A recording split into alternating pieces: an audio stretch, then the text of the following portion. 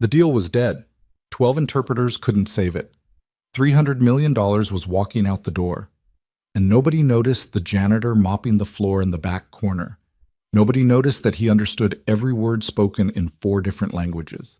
Nobody noticed that he could see exactly where everything had gone wrong. Ethan Cross was 32 years old, a widower, a father, and completely invisible to every powerful person in that room. He had spent 3 years making sure of it, but sometimes, no matter how hard a man tries to disappear, life finds him anyway. If this story already has you hooked, hit that like button right now and drop a comment with the city you're watching from. I want to see exactly how far this story travels. Stay with me until the very end. You won't regret it. The fluorescent lights in conference room A had been flickering for 11 days. Ethan knew this because he was the one who'd put in the maintenance request. Twice. He'd filled out the form, signed his name in the employee number box 4471, and slid it under the facilities manager's door on a Tuesday night when the building was mostly empty. Nothing had happened. The lights kept flickering, slow and irregular, like a pulse that couldn't decide whether to keep going.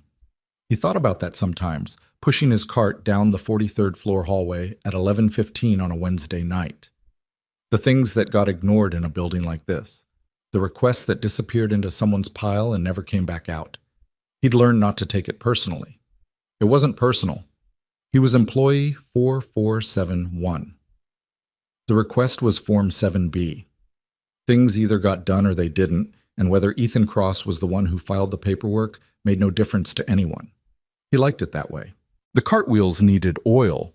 They made a low, consistent squeak against the polished marble floor, and he'd gotten used to timing his steps around it. 1, 2, squeak. 1, 2, squeak. So the sound became something almost rhythmic, almost intentional. He'd worked the night shift at Hartwell International for 2 years and 7 months, and in that time he had learned the building the way you learn a language, slowly, then completely. He knew which bathroom on the 38th floor had the slow drain. He knew the elevator in the east wing ran about 4 seconds slower than the one in the west. He knew that the partners on the 41st floor ordered Thai food on Thursdays and left the containers on top of the recycling bins instead of inside them, and that the administrative assistant named Patricia, who sat near the window on 40, always left a small chocolate on her desk at the end of the day. Not for herself, but because she knew he came through after hours, and she was that kind of person. He knew the building. The building did not know him. That was the arrangement, and it suited him fine. The 43rd floor was the executive level. Corner offices, a private kitchen, a conference room that could seat 30, and had a built-in video wall that cost more than Ethan's former annual salary at the university. He didn't think about that comparison often. When it surfaced, he pushed it down the way you push a cork back into a bottle. Firm, quick, don't let it breathe. Tonight was different, though. Tonight the 43rd floor was still occupied. He could hear them before he reached the hallway intersection. Voices, multiple, overlapping. The particular kind of noise that wasn't conversation so much as collision. People talking over each other in the way that happened when a room had too many competing languages and not enough shared vocabulary. He paused at the corner, cart handle in both hands, and listened for a moment. Japanese, Mandarin, German, English threading through all of it, the common denominator that wasn't quite working as a common denominator. And underneath those, Korean, unless he was wrong, which he rarely was about this particular thing. He rounded the corner slowly. The glass wall of conference room A gave him a clear view of the situation inside. The long table was full, 15, maybe 18 people, dressed the way people dressed when they were trying to make an impression. Dark suits, careful accessories, the body language of individuals who understood that every gesture carried weight.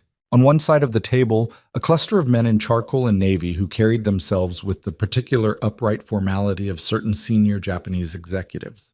Across from them, 2 Chinese businessmen flanked by assistants, a German delegation of 3 near the window, and at the far end, a pair of Koreans who had clearly been quiet for the last several minutes in the deliberate way that meant they were either deeply patient or deeply finished. At the center of it all, standing at the head of the table with the expression of a person who had been holding the same tense half-smile for so long it had stopped being a smile, was a woman Ethan recognized without knowing personally. Sophia Hartwell. He'd seen her in the building before. Early mornings, sometimes, when she came in before most of the day staff arrived and the lobby was still half dark. He'd seen her in elevators, in hallways, once in the parking garage when he was coming off shift and she was arriving. She had the kind of face that was difficult to read on first impression. Arranged, carefully composed, the way executives learned to hold their expressions when the stakes were high. She was 30, maybe 31. She ran a company with operations in 17 countries. He knew this because he read. He had always read everything, obsessively, compulsively. Newspapers left on conference tables, industry reports someone had printed and forgotten, the occasional open laptop screen when he was cleaning and no one was there to see him pause. He was not supposed to be interested in the people who worked here. He was not supposed to be interested in anything beyond the work. He pulled his cart to the section of hallway nearest the conference room and began cleaning the floor near the glass wall, slowly. Not eavesdropping, he told himself that, just working. Inside the interpreter, a man in his late 40s who'd been on his feet for what looked like several hours based on the state of his jacket, was attempting to translate something one of the Japanese executives had said, and it was going badly. Ethan could tell not from the words, but from the faces. The Japanese executive's expression had shifted from polite engagement to something cooler, more closed. Across the table, the senior Chinese businessman was leaning slightly back in his chair in a way that communicated retreat without any movement at all. The interpreter tried again. The Japanese executive shook his head, very slightly, very deliberately. One of the other interpreters, there were 3 positioned around the room, Ethan now realized, leaned in to consult with the primary, and the whispered exchange between them had the panicked quality of people who know they are failing publicly and cannot stop the slide. Ethan set his mop aside. He understood the problem. He had understood it about 45 seconds into listening. The interpreter was translating the words correctly. That was what made it worse. The vocabulary was accurate. The grammar was fine. What was being lost, what had apparently been getting lost for however long this meeting had been going on, was the space between the words. The layer of meaning that lived underneath the literal translation and gave it its actual weight. The Japanese executive had used a phrase that translated, if you were being literal, to something like, this arrangement requires careful consideration of the foundation. The interpreter had rendered it into English as, we need to think more carefully about the basic terms. Which wasn't wrong exactly, except that in context, given the specific construction used, the particular register, the relationship dynamic that the phrasing implied, the executive hadn't been asking for more time to deliberate. He had been signaling, in the way his professional culture signaled things that couldn't be said directly, that something had already been decided, that the foundation, meaning the structure of trust and relationship upon which any real negotiation could be built, had been damaged somewhere along the way, and that without repairing it first, the rest of the conversation was theater. The interpreter had translated a warning as a schedule request. Ethan stood there for 6 seconds. He counted them. He was aware, in a distant and almost clinical way, that what he was about to consider doing was not something he should be considering. He cleaned floors. He was employee 4471. He had built his life very carefully around the principle of not being noticed, not being consulted, not being asked to demonstrate anything to anyone, ever. Lily had told him, 3 weeks ago, in the back seat of the car on the way home from her school's spring performance, that she worried about him being lonely. She was 6 years old. He'd laughed, which was the wrong response. She'd looked at him with her mother's eyes, that specific dark, patient gaze that Dana had used when she was waiting for him to stop pretending something was fine, and said, "You don't do things anymore, Dad. You used to do things." He hadn't had an answer for that. He pushed open the conference room door. The conversation inside stopped. All of it. 18 people turned and looked at a man in a gray maintenance uniform holding a mop handle, standing in the doorway of a room where he had absolutely no reason to be. "I'm sorry to interrupt." He said it in English first, calmly, because calm was the only thing that might keep him from being immediately removed. "My name is Ethan Cross. I work nights in this building. I was cleaning the hallway." He paused. "I think there may be a translation issue that's creating a misunderstanding." The silence in the room was the specific kind that preceded either an expulsion or an opportunity.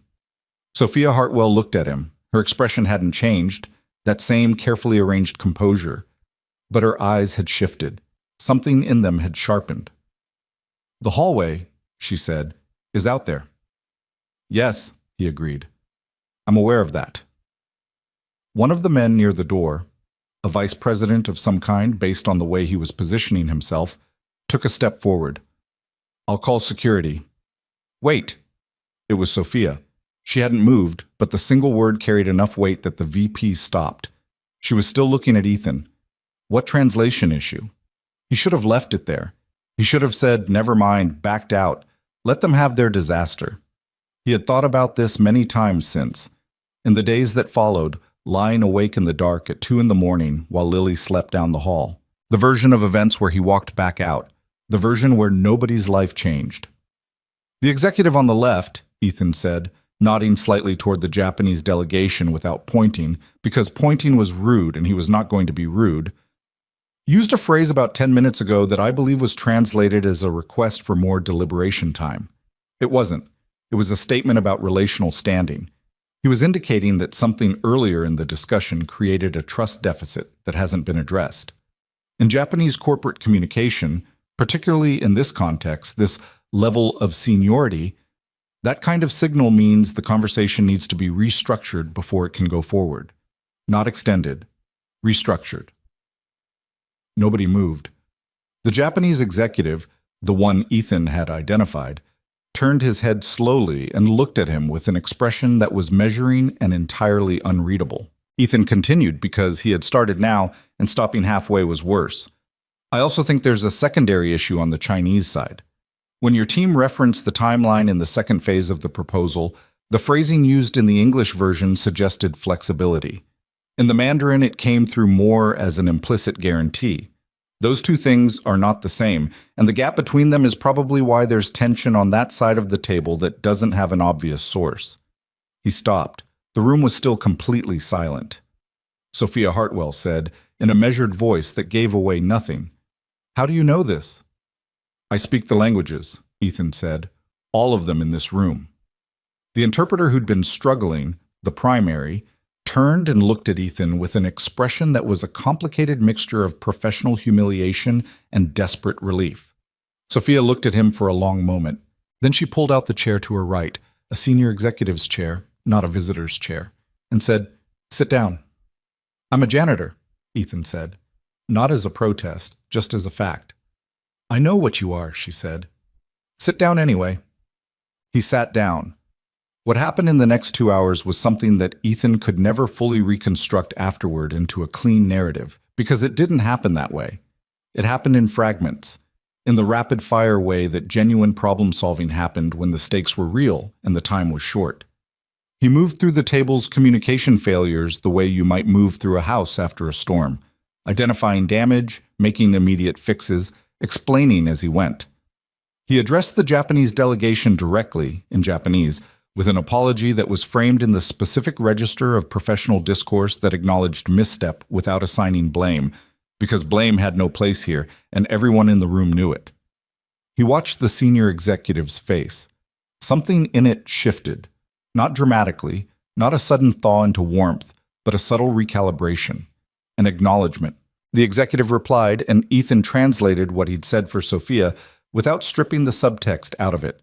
He's saying the framework has merit. The foundation isn't damaged, it was obscured. He's willing to continue. Then he turned to the Chinese delegation and addressed the timeline misunderstanding. He did it carefully, without making anyone look careless, framing it as the kind of gap that emerged naturally when two parties came to an agreement table with strong assumptions about how their language worked, which was true. The senior businessman, a man named Liu Wei, according to the placard in front of him, though his expression had been close enough for Ethan to read without it, considered this for a moment and then asked a direct question in Mandarin. He wants to know if the flexibility in the timeline is genuine or structural, Ethan told Sophia quietly. Whether it can actually accommodate what his organization needs, or whether it's language that creates the impression of flexibility, while the dates are, in practice, fixed. Sophia said, "Tell him the flexibility is genuine in the second phase. The third phase has hard stops because of regulatory requirements in 2 markets, But the second phase has a window. Ethan translated this. Liu Wei looked at Sophia, then looked at Ethan, then nodded once. The German delegation, it turned out, had a much simpler issue, a contractual term that had been rendered slightly differently in two versions of the document that nobody had caught, and Ethan handled that in 5 minutes with the kind of precision that came from years of academic work in international legal language. The domain where a single word in the wrong register could invalidate an entire clause. By 1 in the morning, the meeting had not just recovered. It had closed. Not completely. There were still details to formalize, documents to review, a second meeting to be scheduled for the formal signing. But the deal was alive when it should have been dead, and every person in the room knew why. The delegations filed out. There was a certain graciousness in how the Japanese executive paused near Ethan on the way past. Not a handshake, nothing so direct, but a pause and a slight acknowledgement that meant something specific. Ethan returned it in kind. The last of the delegates left. The interpreters packed their materials in a silence that was densely uncomfortable. The primary, the man who'd been struggling, passed Ethan on the way out and stopped. He was older, heavy-set, with the kind of face that showed its feelings whether it wanted to or not. "That thing you said about the relational standing," he said. "I've been doing this for 22 years. The phrase was obscure," Ethan said. "Regional variation, specific to certain industries. It wasn't obvious." The man looked at him for a moment. "You were kinder about it than you had to be." "I wasn't trying to be kind," Ethan said. "I was trying to fix the problem." The interpreter nodded and left. Ethan became aware that Sophia Hartwell was still in the room. She hadn't moved from her position at the head of the table. Her jacket was off. She'd taken it off an hour into the session, and she was leaning against the table now, arms crossed, looking at him with an expression that had moved past composure into something more openly interested. He stood up from the chair where he'd been sitting for 2 hours and became suddenly acutely aware that he was wearing a gray maintenance uniform with his employee number on the chest pocket. "Thank you," she said. It was straightforward, unornamented, the kind of thank you that wasn't performing gratitude. That was just registering a fact. "You're welcome," he said. "How many languages?" He considered lying. He wasn't sure why. Fluent in 7, functional in 4 more. Her expression didn't change exactly, but something behind it moved. "And you work nights here?" "Yes." "Since when?" "Almost 3 years." She was quiet for a moment. Then, "I have to ask, and I realize this is an unusual question given the circumstances. Why?" Ethan looked at the conference table. The water glasses were still out. The remains of a working dinner that nobody had eaten during the last 2 hours. He would have to clean this room when she left. He was aware of the precise strangeness of that fact. "Personal reasons," he said. She didn't push it. He'd expected her to. People in her position usually pushed because they were used to questions being answered. But she didn't. She just nodded, once, as if personal reasons was a category of answer she respected. "I'd like to talk further," she said. "Not now. It's past midnight and I think we've both had enough for one evening. But I'd like to know more about your background." She paused. "If you're open to that." "You don't know anything about me," Ethan said. "Not as a challenge, just as a fact." "No," she agreed. "That's the point." She gathered her jacket from the back of her chair and her portfolio from the table and moved toward the door. At the threshold, she stopped and turned back, and for the first time since he'd entered the room, her expression allowed something in it that was almost wry. "The lights in here have been flickering for almost 2 weeks," she said. "I put in 2 maintenance requests," Ethan said. "I'll make sure it gets addressed," she said. And then she was gone, her heels precise and even against the marble hallway, and he was alone in conference room A with a room that needed cleaning and 2 hours left on his shift. But he cleaned the room. He did it the same way he always did, methodically, without hurrying, moving through the space systematically so that nothing got missed and nothing got done twice. He stacked the water glasses. He straightened the chairs. He collected the dinner debris and broke down the printed materials that had been left on the table, the ones that were clearly destined for recycling rather than shredding, and set them in the appropriate bin. He didn't think about what had just happened, or he tried not to. The trying was more effort than the not thinking would have been 3 years ago. His phone buzzed at 12:40 with a message from Mrs. Okafor next door, who watched Lily on nights when he worked. The message just said, "She's fine, sleeping, don't worry," which meant Mrs. Okafor had noticed that he sometimes checked his phone with the particular frequency of a parent who had reasons for anxiety and had taken to sending preemptive reassurances. He appreciated that more than he'd ever managed to say. Lily was fine. She was sleeping. He pocketed the phone and finished the room. Okay. There was a photo on the lanyard attached to his building access card. Not a required thing. The ID badge had his face on it.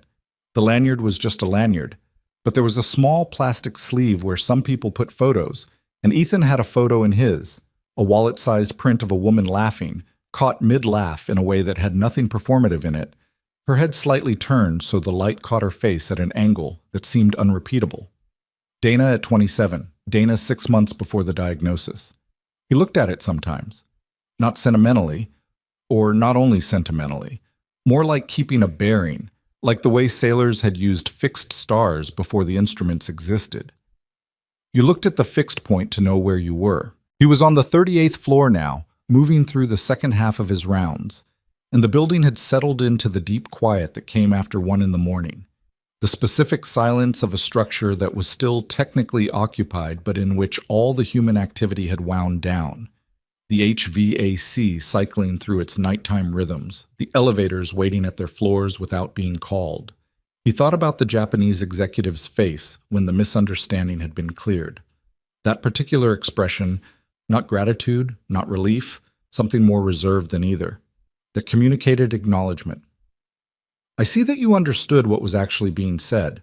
It was the most direct form of respect available in that particular professional context, and it was reserved for situations where it was genuinely earned. Ethan had not felt that in a while. He hadn't felt much of the professional world at all, deliberately, in a while. He had structured his life around its absence. The night shift at a building where he was anonymous, the pickup line at Lily's school where the other parents made small talk he participated in minimally, the apartment where they had their routines, dinner, homework, the hour before bed that was theirs without interruption. A life built for two. A life in which a third person's continuing absence was the organizing fact. He hadn't chosen the janitor job because it was beneath him, or because it required no thought. He had chosen it because it required exactly the right amount of thought, enough to keep him functional, not enough to keep him awake. There was a difference between surviving and hiding that he had understood, in the abstract, since about the 18th month after Dana died.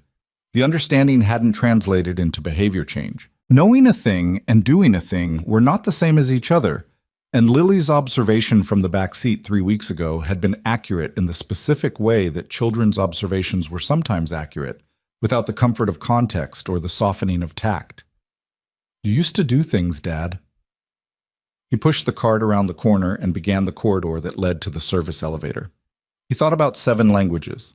11, if you counted functional. He thought about a $300 million deal and a room where 18 professionals had been talking past each other for, he estimated, at least 2 hours before he arrived. He thought about Sophia Hartwell saying, "I'd like to know more about your background," with the directness of someone who was used to gathering information and acting on it, and the follow-up thought that she would, in fact, do exactly that. He thought about Dana. He thought about Lily saying, "You don't do things anymore." The service elevator doors opened, and he pushed the cart inside and turned around and watched the 43rd floor hallway disappear behind the closing doors. The next morning, Lily had 2 questions before breakfast. The first was whether hedgehogs could swim, which led to a longer conversation than Ethan had expected because the answer turned out to be more nuanced than a simple yes or no. And Lily received nuance with the same focused attention she gave everything, which was one of the things about her that still sometimes stopped him mid-sentence. The second question, delivered while he was making eggs, was, "Did something happen last night?" He looked at her. She was 6 years old and already eating her toast with the systematic corner-to-corner method she'd developed on her own at age 4. She didn't look up from the toast when she asked. "Why do you ask that?" he said. "Because you look like you're thinking about something," she said. "Not your regular thinking, different thinking." He turned back to the eggs. I helped some people with something at work. What kind of people? Business people. They were having a meeting and there was a misunderstanding and I helped sort it out. What kind of misunderstanding? Language, he said. Different languages, different ways of saying things. Lily considered this.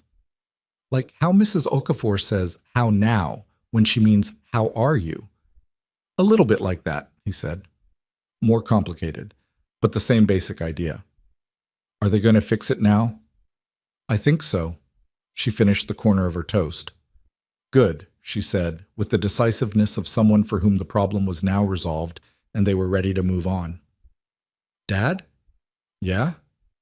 If you speak all those languages, why are you cleaning offices? He stood very still for a moment with the spatula in his hand. It's a good job, he said. It pays okay.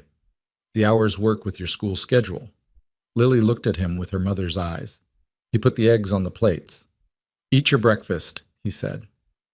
He was called into the facilities manager's office that afternoon. He had been expecting this. You didn't walk into a major corporate negotiation in a maintenance uniform and sit down at the executive table and translate for 2 hours and then walk back to your cart without consequences. He had known that walking through the door. He had done it anyway. Frank Kelleher, the facilities manager, was a practical man in his mid-50s who had worked in building operations for 30 years and who managed the night shift staff with the particular combination of reasonable expectations and minimal engagement that defined a certain style of decent management. He was not unkind. He was also clearly uncomfortable. Sit down, Ethan. Ethan sat. Frank's desk had a small framed photo, wife, 3 kids, a dog of some kind, and a coffee mug from a minor league baseball team. He was looking at his computer screen rather than at Ethan, which was the posture of someone who was preparing to say something they hadn't entirely decided how to say. I got a call this morning, Frank said. Ethan waited. From the 43rd floor. Frank glanced at him. You want to tell me what happened up there last night? There was a meeting still going on when I started my rounds, Ethan said. A translation problem that was going to kill a major deal. I offered to help. Frank looked at him for a long moment. You offered. Yes. You walked into an executive-level international negotiation. Yes. In your uniform. I was aware of the uniform, yes. Frank rubbed the back of his neck. Ethan, I've been in facilities management for 30 years. I have never... He stopped, started again. I got a call from Sophia Hartwell's personal assistant this morning. Not from HR, not from legal. From her office directly. He turned his computer screen so Ethan could see it. She put in a request to have you transferred to a temporary assignment status pending a meeting with her, which means, as of right now, you're not on my schedule. Ethan looked at the screen. She can do that, he said. She owns the building, Frank said. She can do most things. There was a pause. Are you firing me? Ethan asked. Frank made a sound that wasn't quite a laugh. No, she was very specific that you were not to be... Her word was penalized. He shook his head.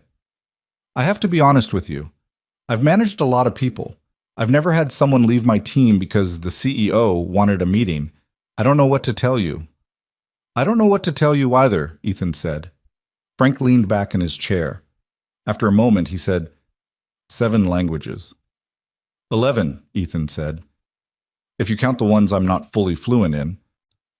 Frank looked at him with an expression that was, Ethan thought, mostly genuine bewilderment and perhaps a small amount of something like injured pride. Not the pride of a man whose authority had been challenged, but the pride of a man who had spent 2 years managing someone and apparently hadn't known the first thing about them. You could have mentioned, Frank said. It wasn't relevant, Ethan said. To the work. The work, Frank repeated. And then, after a moment, your work was excellent, for what it's worth. Your reports were always filed on time. The floors on 38 and 39 consistently scored highest in the quarterly building inspections. He paused. I don't know why I'm telling you that. Because you're a thorough person, Ethan said. It comes across. Frank nodded slowly, stood up, extended his hand. Good luck, he said. I mean that. Ethan shook his hand. The meeting with Sophia Hartwell was scheduled for the following Thursday. In the 6 days between, Ethan maintained his existing routine as much as possible, because routine was the architecture of a life, and he had learned not to dismantle architecture in advance of an outcome you couldn't yet see. He dropped Lily off. He slept. He picked Lily up. He made dinner. He did the homework review, which had expanded since she'd started first grade to include a 20-minute reading period that Ethan had introduced without calling it educational, just reading before bed, which she had accepted as a natural feature of evenings. He did not think during this time about what Thursday might bring. Or he tried. The trying was its own admission. Lily asked him on Sunday whether the business people were okay. "I think so," he said. "Did they say thank you?" He thought about Sophia Hartwell's face in the conference room at 1 in the morning, the clean, unornamented thank you that wasn't performing anything. "Yes," he said. "They did." "That's good," Lily said. "When someone helps you, you should say thank you." "You're right," he said. She looked at him. "You look different." "Different how?" She thought about this with the focused seriousness she brought to questions that required genuine consideration. "Like you're paying attention to something," she finally said. He didn't have an answer for that. He pulled her into a hug instead, which she tolerated for approximately 4 seconds before wiggling free to go find her book, and held the moment for those 4 seconds like something with weight. Thursday arrived with the specific quality of days that mark something before you know what they're marking. He wore the only jacket he owned that was appropriate for an executive floor meeting, a dark navy blazer he hadn't worn in 3 years, which still fit because he'd worked outdoors and hauled equipment, and the physical demands of the night shift had kept him lean in the way that hard work did, not the way gyms did. He looked at himself in the bathroom mirror for a moment before he left and thought that he looked like a man who used to be someone else, which was, he supposed, approximately accurate. The 43rd floor looked different in the daytime. He had spent 2 years and 7 months on this floor between 11 at night and 6 in the morning, and he knew every inch of it in the specific intimacy of the dark hours. In daylight, with the administrative staff at their desks, and the natural light coming through the full-length windows and the particular energy of a functioning executive operation, it was different. Not unfamiliar. Just seen from a different angle. Sophia's assistant, a young man named Marcus, who had the efficient but warm professionalism of someone who is genuinely good at his job, met him in the lobby, offered coffee, and walked him to a smaller conference room adjacent to Sophia's main office. Not conference room A. A different one. No flickering lights. A round table instead of a long one. She was already there when he came in. "Ethan," she said, "thank you for coming." "Of course," he said. She looked different in this context, too. The same composed quality, but without the high-stakes pressure of the negotiation, there was something underneath it that was more visible. She looked like someone who was tired in the particular way of people who carried significant responsibility and did so largely alone. She gestured toward the coffee service on the side table and waited while he poured a cup. Then she sat down across from him. "I want to understand," she said, "who you actually are." It was the kind of opening that didn't come with softening preamble, and he found he respected that. "That's a broad question," he said. "I know," she said. "Start wherever you want." He looked at the table for a moment. "I was a professor," he said. "International communication with a focus on cross-cultural linguistic pragmatics. That's the academic name for what you saw me do on Wednesday night. The study of how language functions differently across cultures, how meaning is created not just by words but by context, relationship, hierarchy, register. I taught at a university here for 7 years. Before that, I did field work in 4 countries. He paused. "I resigned 3 years ago." "Why?" "My wife died," he said. "Cancer. It moved fast. 3 months from diagnosis to end." He kept his voice even. He had learned to keep his voice even for this part, not because it didn't affect him, but because falling apart in other people's presence was the thing he didn't do. "We had a daughter, Lily. She was 3. I left academia to be home, and then I just stayed out. The night shift job was available. The hours worked." Sophia was quiet for a moment. Then she said, "I'm sorry. For your wife. Thank you, he said. The sympathy wasn't performed. It was just registered in the same direct way she'd thanked him after the meeting. You clearly didn't lose any of it, she said. Your ability. No, he said. It doesn't leave. I tried, not consciously trying, but effectively, to put it somewhere I didn't have to use it. It doesn't leave. I know what that's like, she said, not elaborating, just stating it. He looked at her. What I want to offer you, she said, is a position. Senior Director of International Communications. Your own team. Scope of responsibility over all of our cross-cultural negotiations, partnership development communications, and regional office liaison work. She slid a folder across the table. The compensation package is in there. The role description. I want to be transparent. I'm not offering you this because of Wednesday night alone. I asked HR to pull everything I could find on your academic work after you left the building. I read your doctoral research, 3 of your published papers. She paused. You were doing genuinely significant work. It was a long time ago, he said. 3 years isn't a long time ago, she said. You're 32. 3 years ago, you were at the height of your career. He looked at the folder, didn't open it. I have a daughter, he said. The night shift worked because of the hours. If I take something like this, the role is structured with flexibility, she said. That was deliberate. I want the best person for the work. Making the schedule incompatible with your life would defeat the purpose. He looked at her. Why are you doing this? He said. Because you saved $300 million of company value on a Wednesday night, she said, while cleaning the floors. And because people who are capable of things should be doing those things. She paused. That's the honest answer. And the other honest answer? She held his gaze. I don't know you. I don't know why you walked away from what you were. But I know what it looks like when someone capable has made themselves small, and I know what it costs. I've done it myself. A beat. You don't have to answer today. Take the folder. Think about it. He picked up the folder. He thought about Lily in the back seat saying, you used to do things. He thought about the Japanese executive's face when the misunderstanding was cleared. That acknowledgement. He thought about 7 languages. 11, if you counted functional. 3 years carrying them around without using them, the same way you might carry a set of tools in the trunk of your car for so long that you forgot they were there. I'll think about it, he said.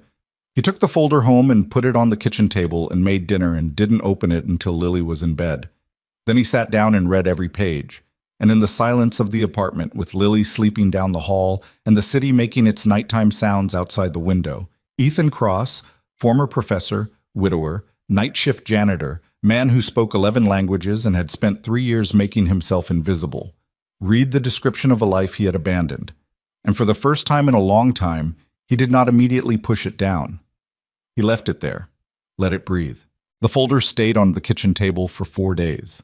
Ethan didn't hide it. He didn't move it to a drawer or turn it face down the way people sometimes did with things they weren't ready to look at. He left it exactly where he'd put it after reading it that first night. Slightly off-center, next to the fruit bowl, where it sat through breakfast and dinner and the morning rush and the evening routine like a guest who had arrived without being formally invited and was waiting with considerable patience to be acknowledged. Lily noticed it on the second day. She walked around the table twice during breakfast on Saturday morning. In the circling way she approached things that interested her without wanting to appear too interested. And then on the third pass, she stopped and looked at it directly. What's that? She said. Work stuff, Ethan said. What kind of work stuff? A job offer. She sat down with her cereal and considered this. A different job? Maybe. Better or worse? Different, he said. More what I used to do. Before. Lily was quiet for a moment, eating. Then, is it scary? He looked at her. Why would it be scary? Because you get a weird face when you look at it, she said. Not cruel, just observational. Like when I had to do the multiplication presentation and I kept practicing, but I still didn't want to go up. He had no immediate response to being compared accurately to a 6-year-old before a school presentation. I'll think about it, he said. You said that already, Lily said. That was 4 days ago. He stared at her. She looked back at him with the patient, slightly puzzled expression of someone who couldn't understand why thinking about something for 4 days was different from just deciding. Net. He called his former department head on Sunday afternoon. Professor Leonard Marsh had been Ethan's academic mentor before he was his colleague, and then his colleague for 6 years, and then, in the year after Dana died, one of approximately 3 people who had called consistently enough and with enough genuine persistence to qualify as someone who had actually tried. Ethan had not made it easy. He'd answered maybe a third of those calls, and even on the ones he answered, he'd been present in only the technical sense of having a voice on the line. Leonard picked up on the second ring, which meant he was at his desk, which he almost always was on Sunday afternoons. Ethan. No preamble. No how are you or it's been a while. Just his name, with the warmth of someone who treated familiarity as its own kind of welcome. Hey, Ethan said.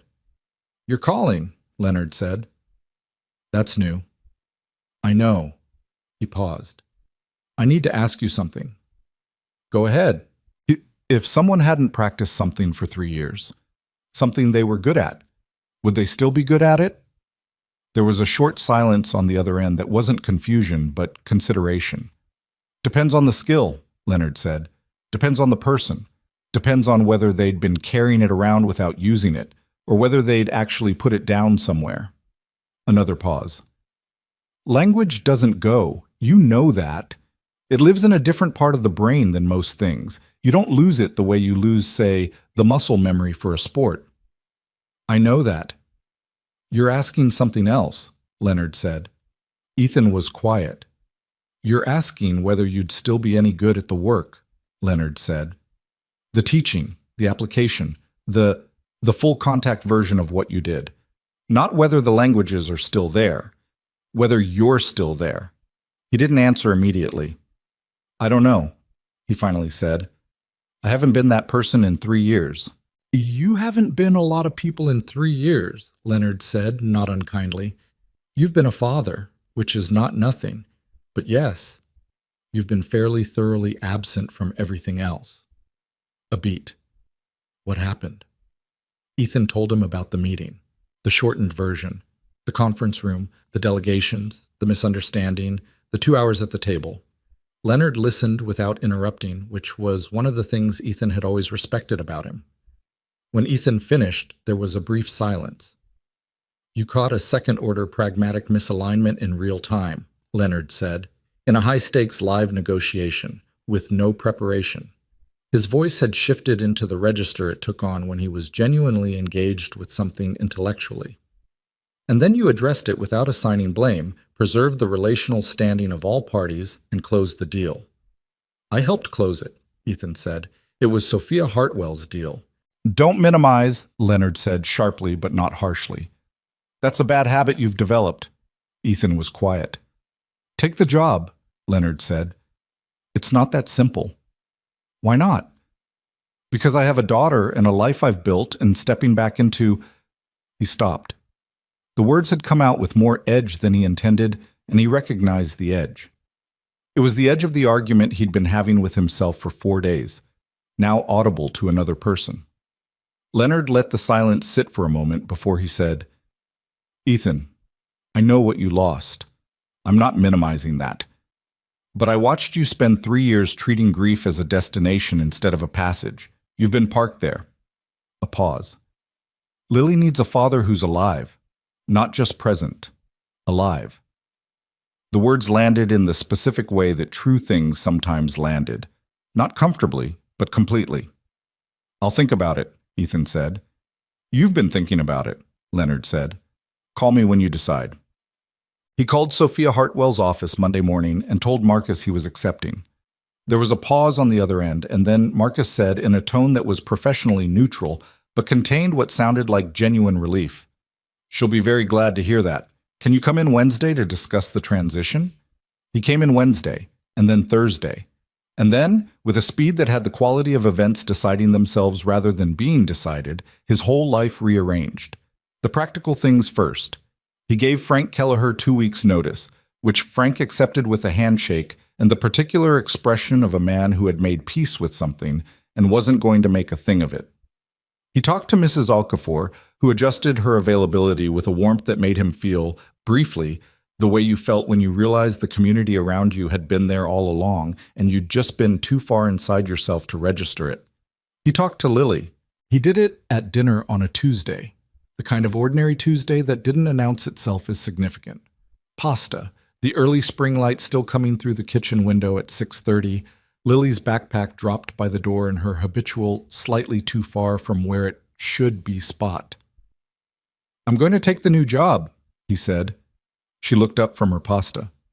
"The one from the folder?" "Yes." "Are you scared?"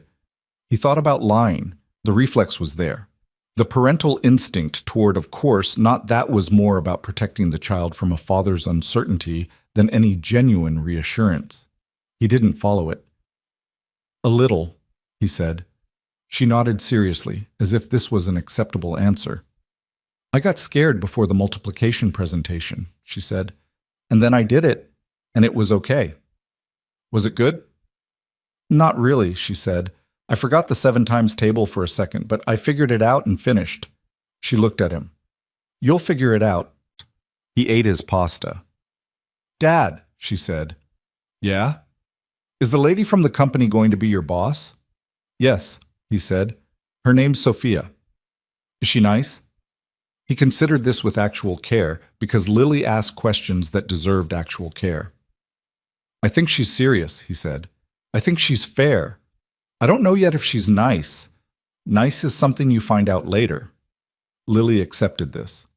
"Okay," she said, and went back to her pasta with the finality of someone whose questions had been answered and who was now ready to move on.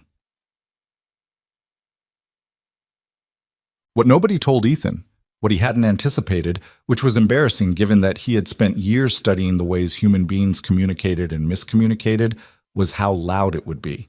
Not literally loud. Hartwell International was a professionally functioning environment with appropriate office acoustics and an open-plan layout that had been designed with some actual thought given to noise management. It wasn't loud, it was just full of people and their dynamics, their histories with each other, their established hierarchies and informal power structures, and all the accumulated social weight of a place where the same people had been working together for years.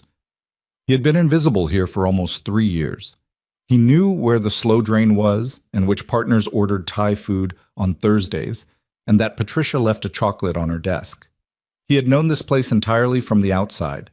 Now he was on the inside, and it was a completely different building.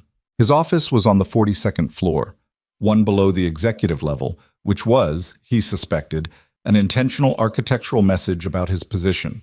Senior enough to be taken seriously, not positioned alongside the people who had been here for 20 years. His team was small, 2 senior communications analysts, an assistant, and a junior specialist who was finishing her master's degree in applied linguistics and had been hired 6 months ago.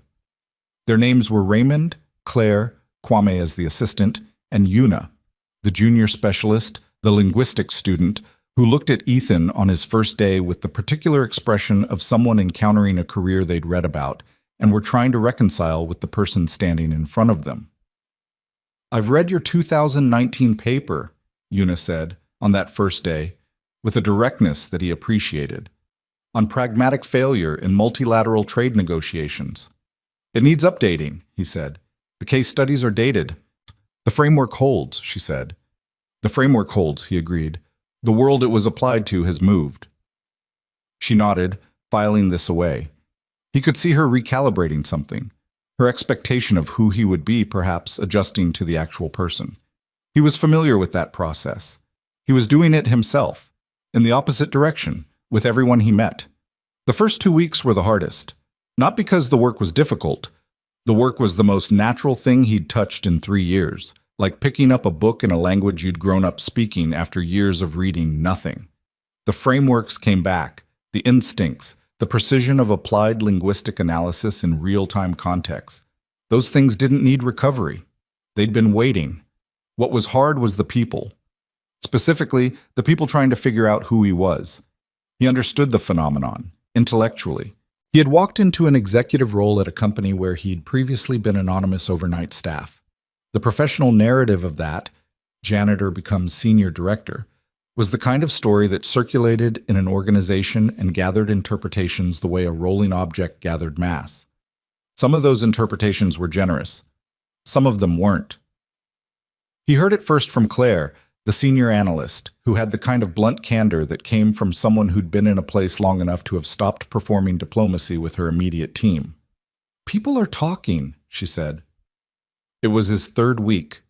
They were in the small conference room on 42, reviewing materials for an upcoming regional partnership meeting. "I thought you should know. Not because it'll affect the work, necessarily, but because you're probably going to walk into a room at some point and read the energy wrong if you don't have context." "What are they saying?" he said. "The charitable version is that you're a Hartwell project. CEO saw something raw and is developing it." Claire said this without decoration. "The less charitable version is," she paused, "that it's personal." Ethan looked at her. "Between you and Sophia Hartwell," Claire said. He was quiet for a moment. "That's not accurate." "I know," she said. "I'm telling you what's circulating, not what I believe." She paused. "For what it's worth, the people who've actually worked with you so far, Una, Raymond, they're not saying those things, but they're junior. The noise comes from the mid-level." "The mid-level," Ethan repeated. "The people who've been here long enough to have opinions and not long enough to have actual power," Claire said. "The most dangerous demographic in any organization." He thought about this. "Thank you for telling me," he said. "You're good at this work," Claire said. It wasn't flattering. She said it the way you'd say the weather was cold, as a fact that informed other decisions. The kind of good that changes how the company operates. That'll matter more than the gossip eventually. I just wanted to make sure you didn't walk into the next 6 months blind." He nodded. She gathered her materials and stood up. At the door, she paused. "One more thing. Hartwell. Sophia. She's not what people think she is either. The cold CEO thing is real as far as it goes, but it goes about 3 inches deep." She looked at him steadily. "She doesn't do things without reasons.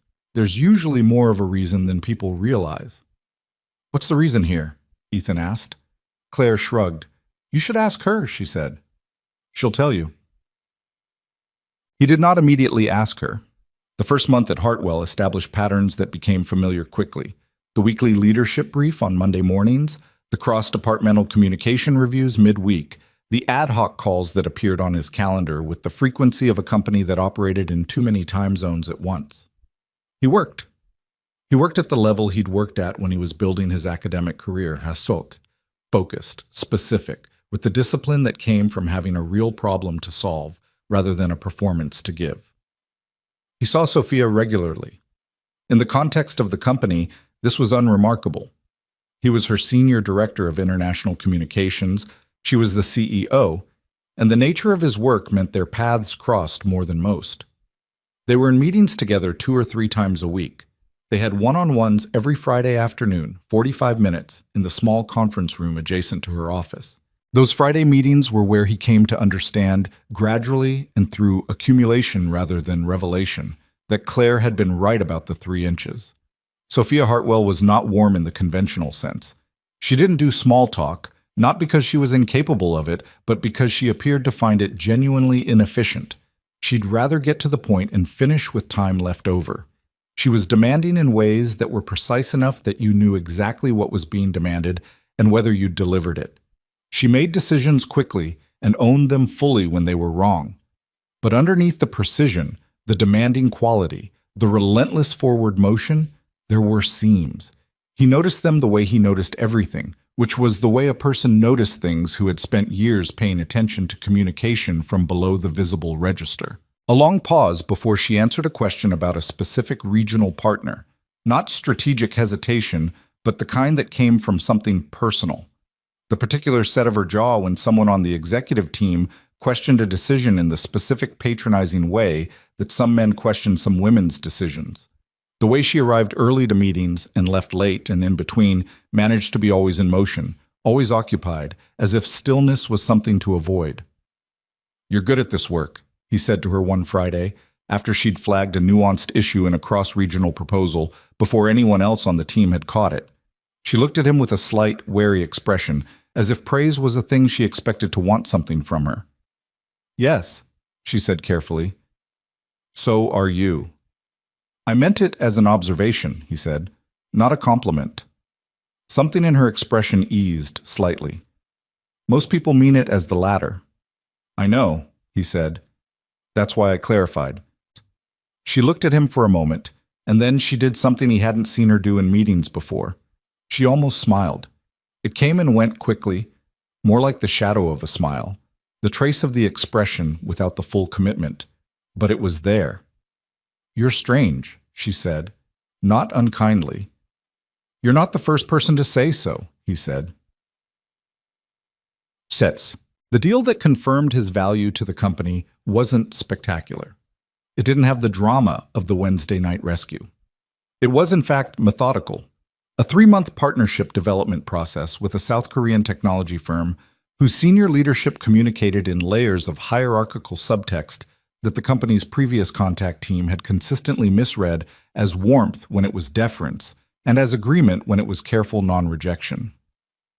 Ethan built a communication framework for the partnership team.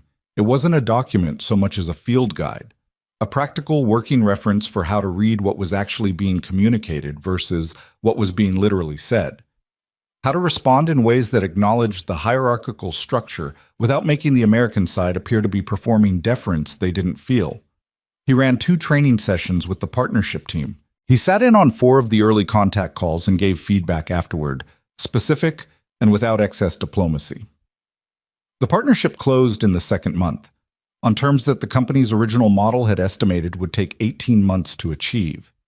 He got a message from Sophia at 7:30 on the evening the terms were finalized. It said, "Good work. I mean that as a fact, not a compliment." He stared at his phone for a moment. Then he wrote back, "I know, thank you." He set the phone down and looked at the ceiling of his home office, the small room off the kitchen that had been storage when they first moved in, and that he'd cleared out after starting this job because he needed somewhere to work in the evenings that wasn't the kitchen table. He could hear Lily down the hall. She was talking to her stuffed animals, a running narrative she'd been conducting since she was about 4, her voice carrying the particular rhythm of someone telling a story they were inventing as they went. He sat in the chair that had replaced the storage boxes and let himself register, for a quiet moment, that something had changed, not fixed, not resolved, changed, which was a different thing, a more honest thing. 3 years of a carefully managed smaller life, and now here he was in his own home office at 7:30 on a Tuesday evening with a successful outcome on the screen and his daughter's voice in the next room and the professional part of him that had been in storage apparently clicking back into alignment. It didn't feel triumphant. He'd expected it to feel triumphant, or maybe he'd expected to feel nothing, which was how he'd been anticipating most feelings since Dana died. It felt instead like the specific relief of setting down something heavy that you'd been carrying for so long you'd stopped noticing the weight. It was Raymond who told him about the other thing that was circulating. Raymond was the other senior analyst, careful, measured, the kind of person who processed things thoroughly before speaking, and as a result was worth listening to when he did. He and Ethan had developed the rapport that came from working closely and honestly for several months, the kind where the professional and the personal had a loose, functional border rather than a wall. They were working late. An urgent regional briefing needed to be prepared overnight, and it was past 8 when Raymond put his pen down and looked across the work table with the expression of a person who had been deciding whether to say something. "There's something going around about you," Raymond said. "You probably know." "The relationship theory," Ethan said. "That one's old news," Raymond said. "This is different. Someone, I don't know who, started circulating a version of your background, the academic record, the years you were active. There's a theory building that you gave up a significant career because of some kind of breakdown after your wife died.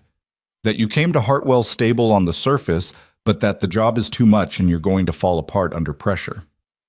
Ethan sat with this for a moment. "Who started it?" he said. "I genuinely don't know," Raymond said, "but I know it's reached a few of the senior partners. Someone put it in front of Daniel Crane." He paused. Crane was the executive VP of Business Development, one of the original senior partners, present at the company since before Sophia took over, the kind of institutional figure who represented a certain kind of organizational memory and who Ethan had noticed watching him in meetings with an assessment that never quite resolved into openness. "What did Crane say?" Ethan said. "I don't know exactly, but the gist of what came back was that he has questions about your stability." Raymond met his eyes. "Which means he has questions about Sophia's judgment in hiring you." Ethan understood the structure of it immediately. The attack wasn't directly on him. It was on her, routed through him. Question whether Ethan belonged here, and you implicitly question whether Sophia's decision was emotional rather than professional, which fed into the other thing circulating. It was, he recognized, professionally tidy.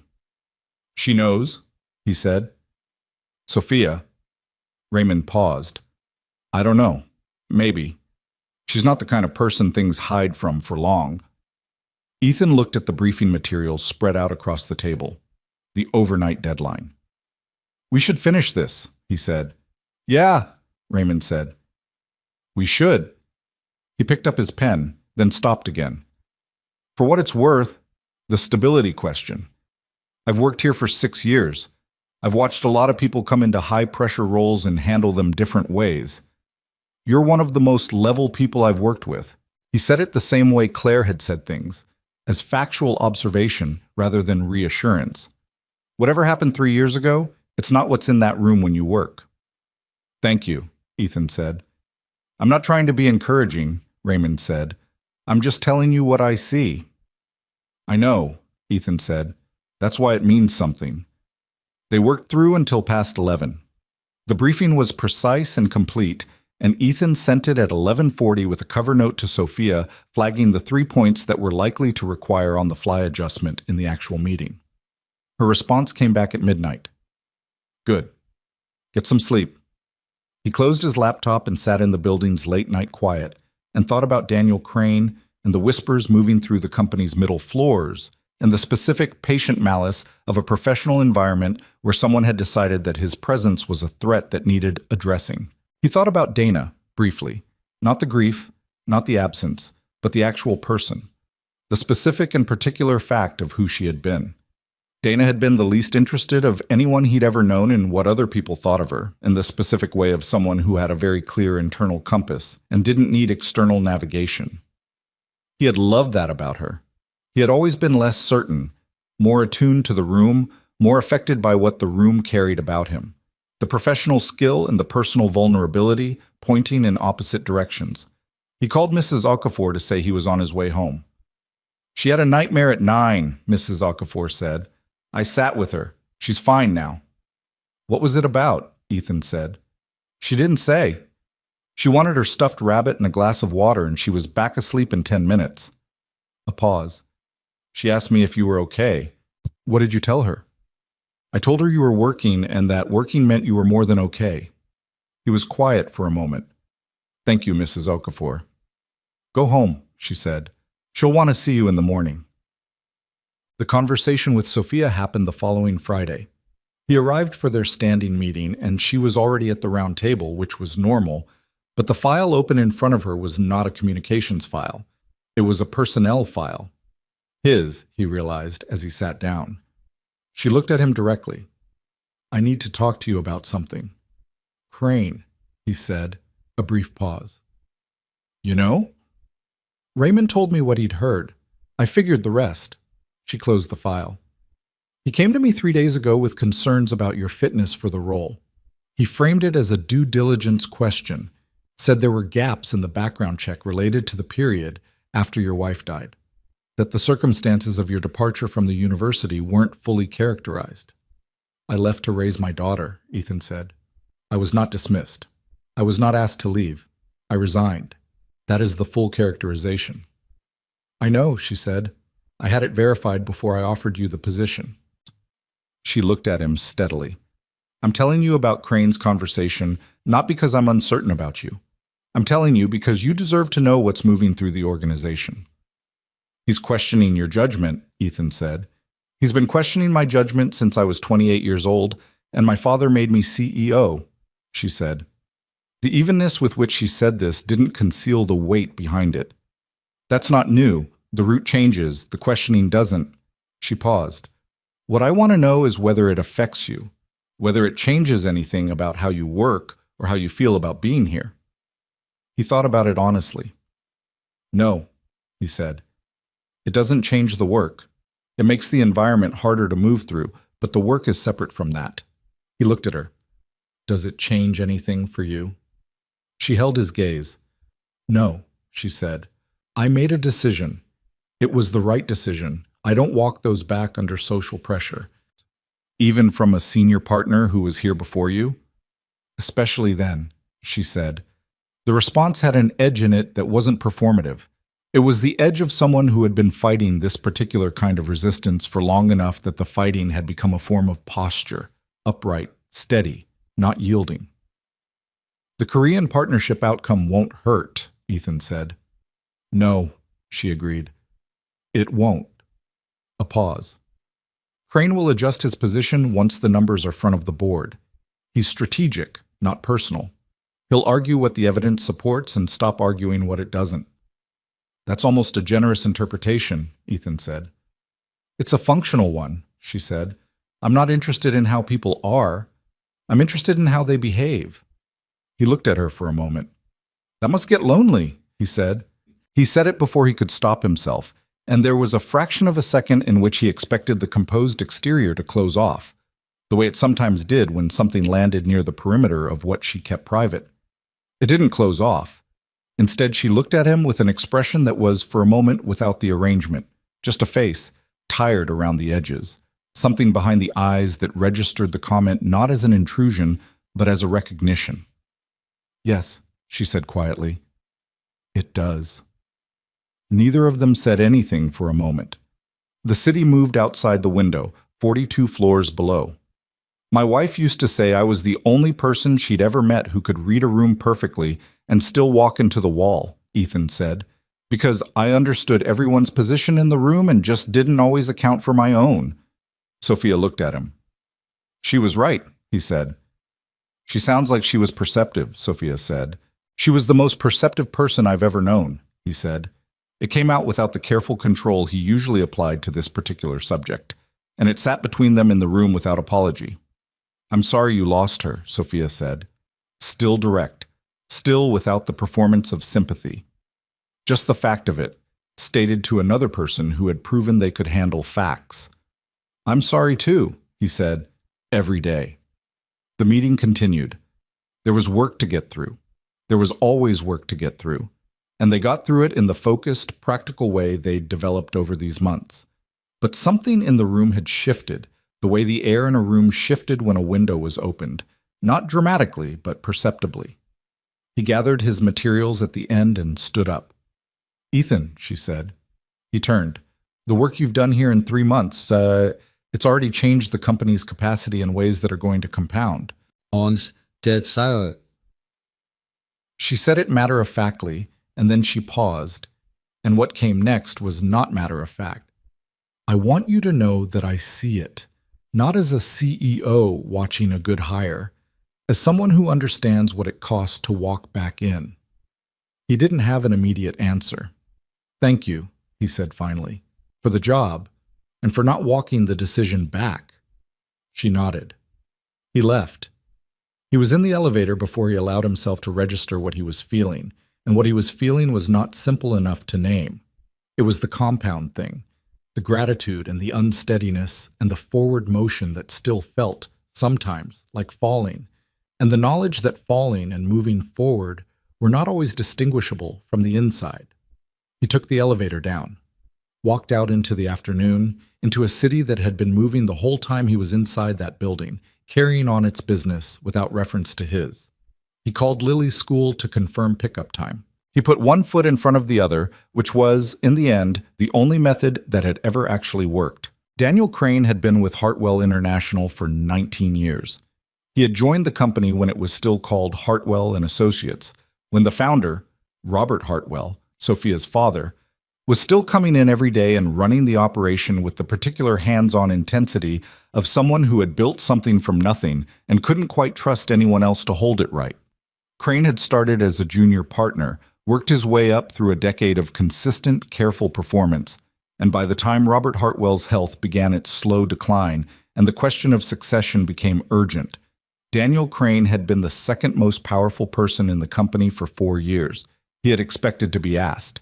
He had not been asked. Robert Hartwell had called his daughter home from London, where she'd been running the European operations, and announced her as CEO at a board meeting that Crane had attended and sat through with a face that gave away nothing and a chest full of something that had never fully resolved into acceptance. Sophia had been 28. She had walked into that board meeting with the composure of someone who had been preparing for it, and she had handled it well, handled everything well in the years since.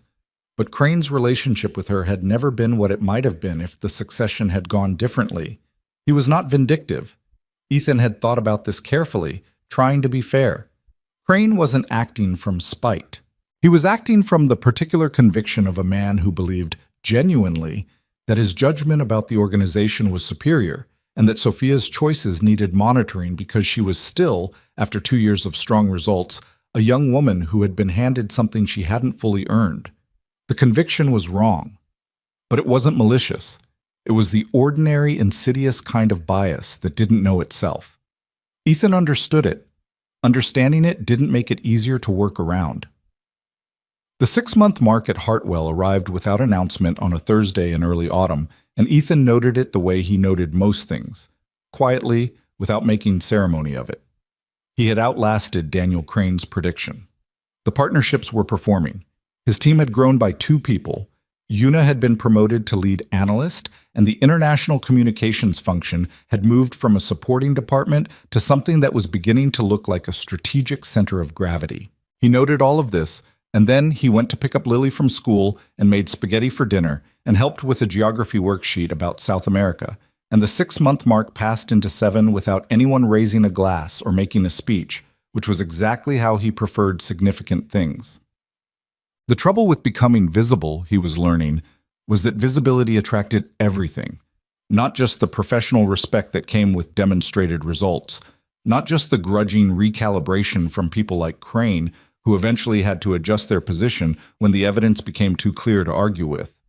It attracted the other things too. The speculation, the scrutiny that didn't have a professional basis. He was aware by the 7-month mark that his working relationship with Sophia had become the most reliably analyzed aspect of his presence in the company. Not because anything had happened.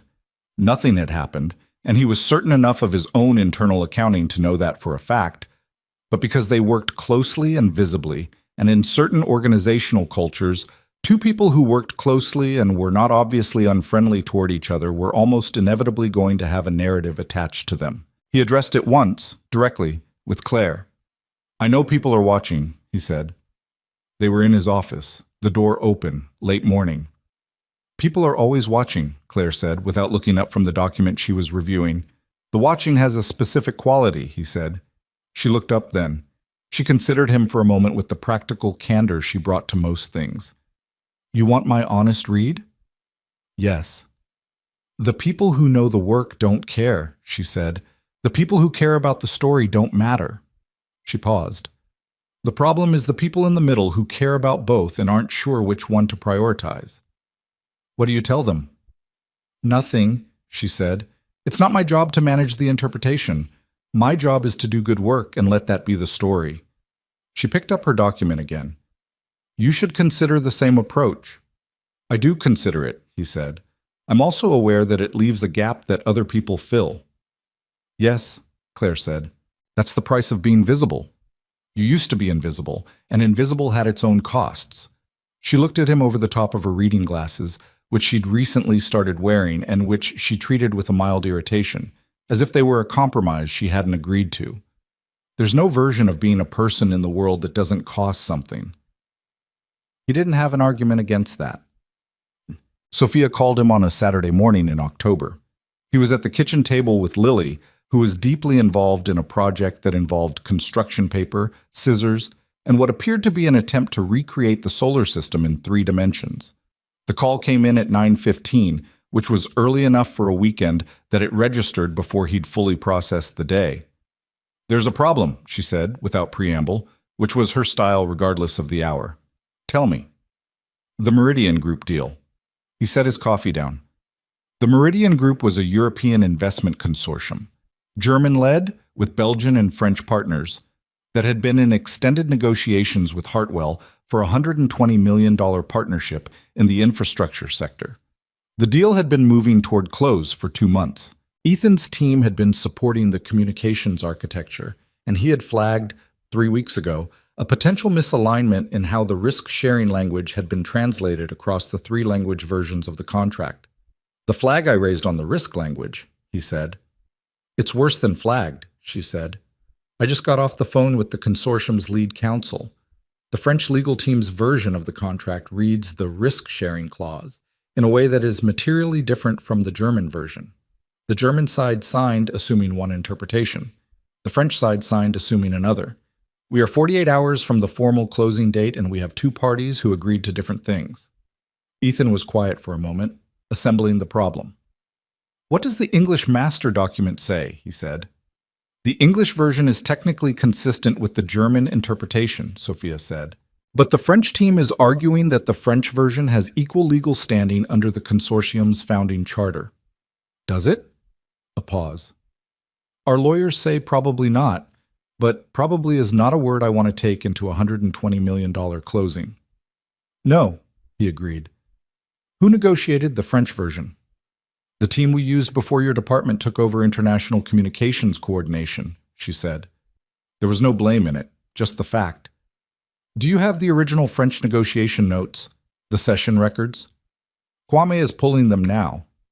I need them in the next 2 hours, Ethan said, and I need direct access to both legal teams, not through intermediaries.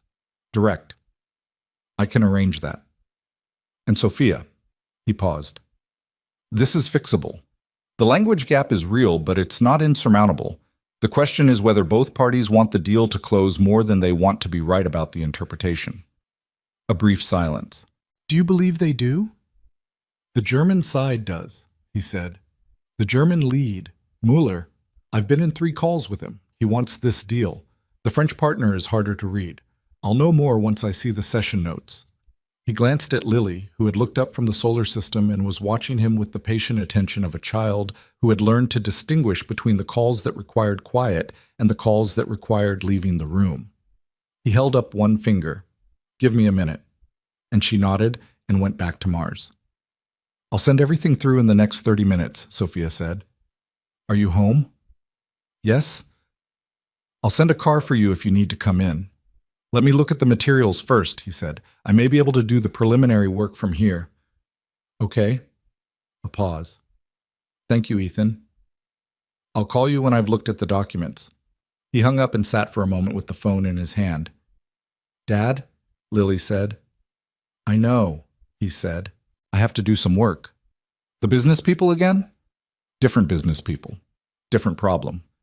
She looked at him with the evaluating expression she'd developed recently, a kind of practical assessment of situations that reminded him, sometimes with a physical jolt, of Donna. Is it a bad problem? It's a solvable problem, he said. Everything that's actually a problem is solvable. Things that can't be solved aren't problems. They're just facts you have to live with. She thought about this. That's interesting, she said, in a tone that meant she was filing it away. I'll be at the desk, he said. You okay here? I'm building the solar system, she said. I don't need supervision. He went to his office. The Meridian crisis took 11 days. Not because the linguistic gap was complicated. He had identified the precise point of divergence in the French translation within 2 hours of receiving the session notes. A single compound phrase in the risk-sharing clause that the original French negotiating team had rendered with a verb construction that carried a conditional implication in legal French that was absent in the German and English versions. The gap was real. The solution was technically straightforward, a supplementary protocol clarifying the shared interpretation, agreed to by all 3 parties, which would be appended to the closing documents. The 11 days were not about the language. They were about the people. Marcus Leblanc, the lead French legal representative, was a man who had built his professional identity around being the person who caught what other people missed. Being presented with a translation discrepancy that had existed in documents his team had produced was not, for him, primarily a technical problem to be corrected. It was a threat to his professional standing, and he handled it accordingly, first by disputing that the gap was material, then by arguing that the French interpretation was the intended one, and the German and English versions were the error, and finally, when both of those positions became untenable, by slowing the process with procedural demands that had the effect of making the correction as expensive in time and friction as possible. Ethan had encountered this before, in academic contexts. The specific dynamic of a highly intelligent person who had made an error in a public enough context that acknowledging it required them to dismantle something about their self-presentation. You couldn't approach it frontally. Frontal approaches just hardened the resistance. You had to give the person a way to move without appearing to retreat. He did it in a joint call on day 7. He had prepared for the call with more care than he showed, because preparation that showed was a different thing from preparation that worked. When the call opened, instead of returning to the discrepancy, he reframed the entire situation, addressing both legal teams at once, as a sophisticated alignment challenge that had emerged from the complexity of trilateral documentation, something that reflected the ambition of the deal rather than a failure of any single party. He complimented the precision of the French legal construction on its own terms, identifying specifically what it accomplished within French legal framework. Then he proposed the supplementary protocol not as a correction, but as an enhancement, a clarifying document that would strengthen the deal against future interpretation disputes in any jurisdiction. LeBlanc went quiet for about 40 seconds. Then he said, in very careful English, that this approach was sensible. On day 11, the protocol was signed. The closing went through. Sophia's message came at 6 in the evening. Done. Meridian Group is official. That was exceptional work. He sat with it for a moment, then typed, LeBlanc is good. He just needed a way through that didn't cost him anything. Her response?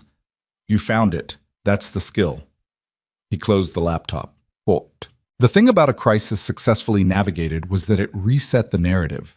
Crane's whisper campaign about Ethan's stability had been quiet since the Korean partnership numbers hit the board report in month 4. The Meridian outcome was different. It was the kind of result that traveled, not just internally, but in the industry.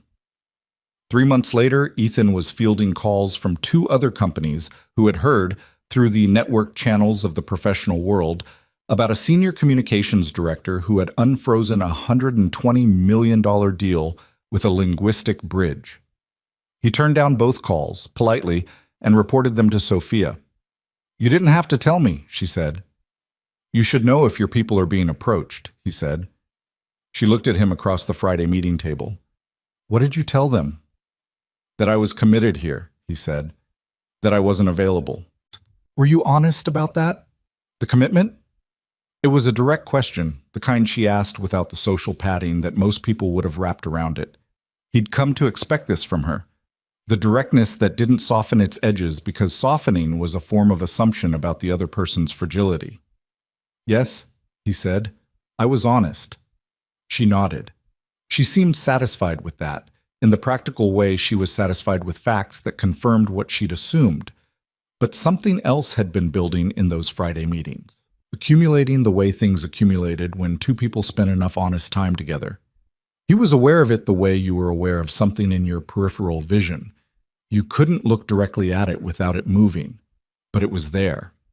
Sophia had begun, gradually and in ways that were small enough to be individually unremarkable, to use the Friday meetings for things that were adjacent to work without being fully about work. A comment about a situation she'd handled during the week that had cost her something, not framed as complaint, but as observation. The way someone would share an observation with a person whose perspective they'd come to find useful.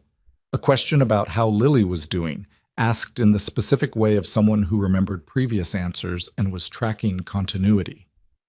Once, only once, early in month 7, a mention of something personal, brief, and without elaboration, about a man she'd been engaged to before she came back to run the company. She'd said it in the context of a broader point she was making, and she didn't invite follow-up, and Ethan hadn't offered any. But he'd heard it. He heard most things. He had said to Leonard once that Dana had been the most perceptive person he'd ever known. That remained true, but he was beginning to revise his belief that perception was the rarest quality a person could have, because he was encountering it in Sophia with a frequency that was doing something to his previous certainty. The board meeting in November was the largest high-stakes event of Ethan's 8 months at the company. Hartwell International's annual board review involved 12 board members, the full senior executive team, and a formal presentation of the year's performance and strategic direction. For the first time in the company's history, the international communications function was presenting its own section, not a footnote in the partnership's report, but a standalone performance review with its own data and its own strategic case for continued investment. Ethan had been preparing for 6 weeks. He had not been sleeping adequately for the last 2 of them. He had not told Lily this because she was 7 now, and she worried about him with the focused efficiency of a child who had learned early that worry was sometimes warranted and there was no reason to give her additional material. He told her he was working on something important. "Like a test?" she said. A bit like a test, he said. "I'll quiz you," she offered. He'd laughed genuinely, which was the kind of laugh that came out of nowhere and reminded him it still worked. "Thank you," he said. "I think I've got it."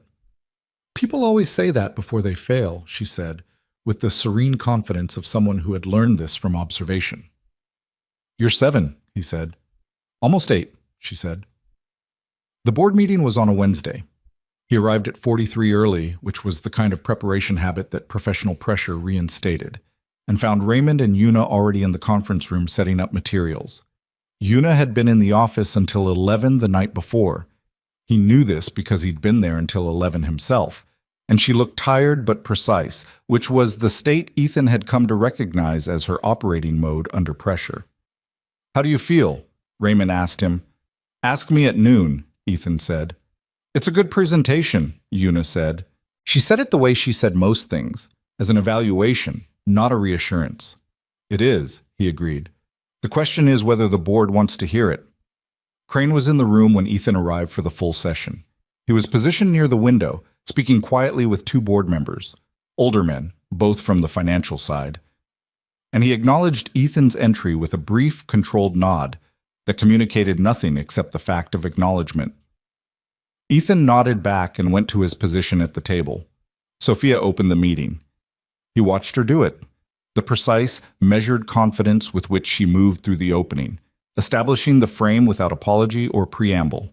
She was good at this. She had a quality in front of a room that was different from her quality one-on-one, but both were real.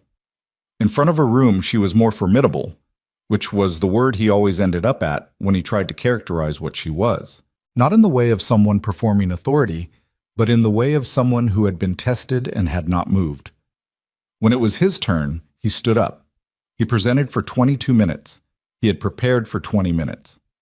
The extra 2 came from a question by a board member named Carson, a sharp, retired international banking veteran who asked about the Korean partnership framework in enough technical depth to indicate she had actually read the supporting materials. And Ethan's answer required real engagement, not summary.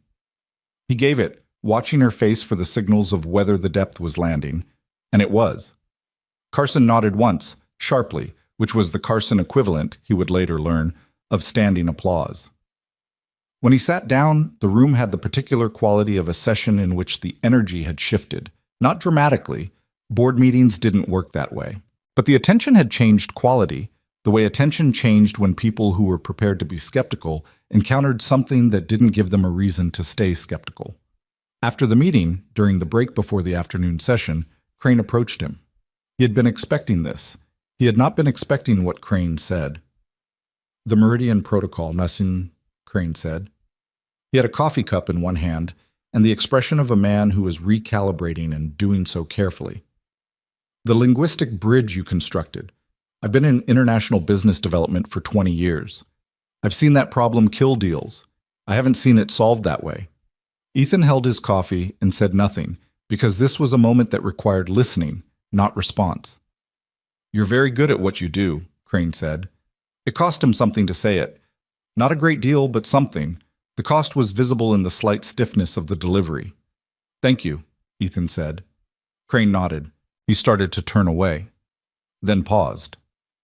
"I may have had incorrect assumptions about the circumstance of your hire," he said. "I want to be direct about that.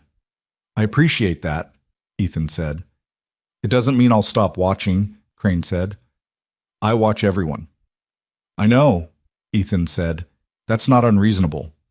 Crane seemed faintly surprised by this response. He nodded again and moved away.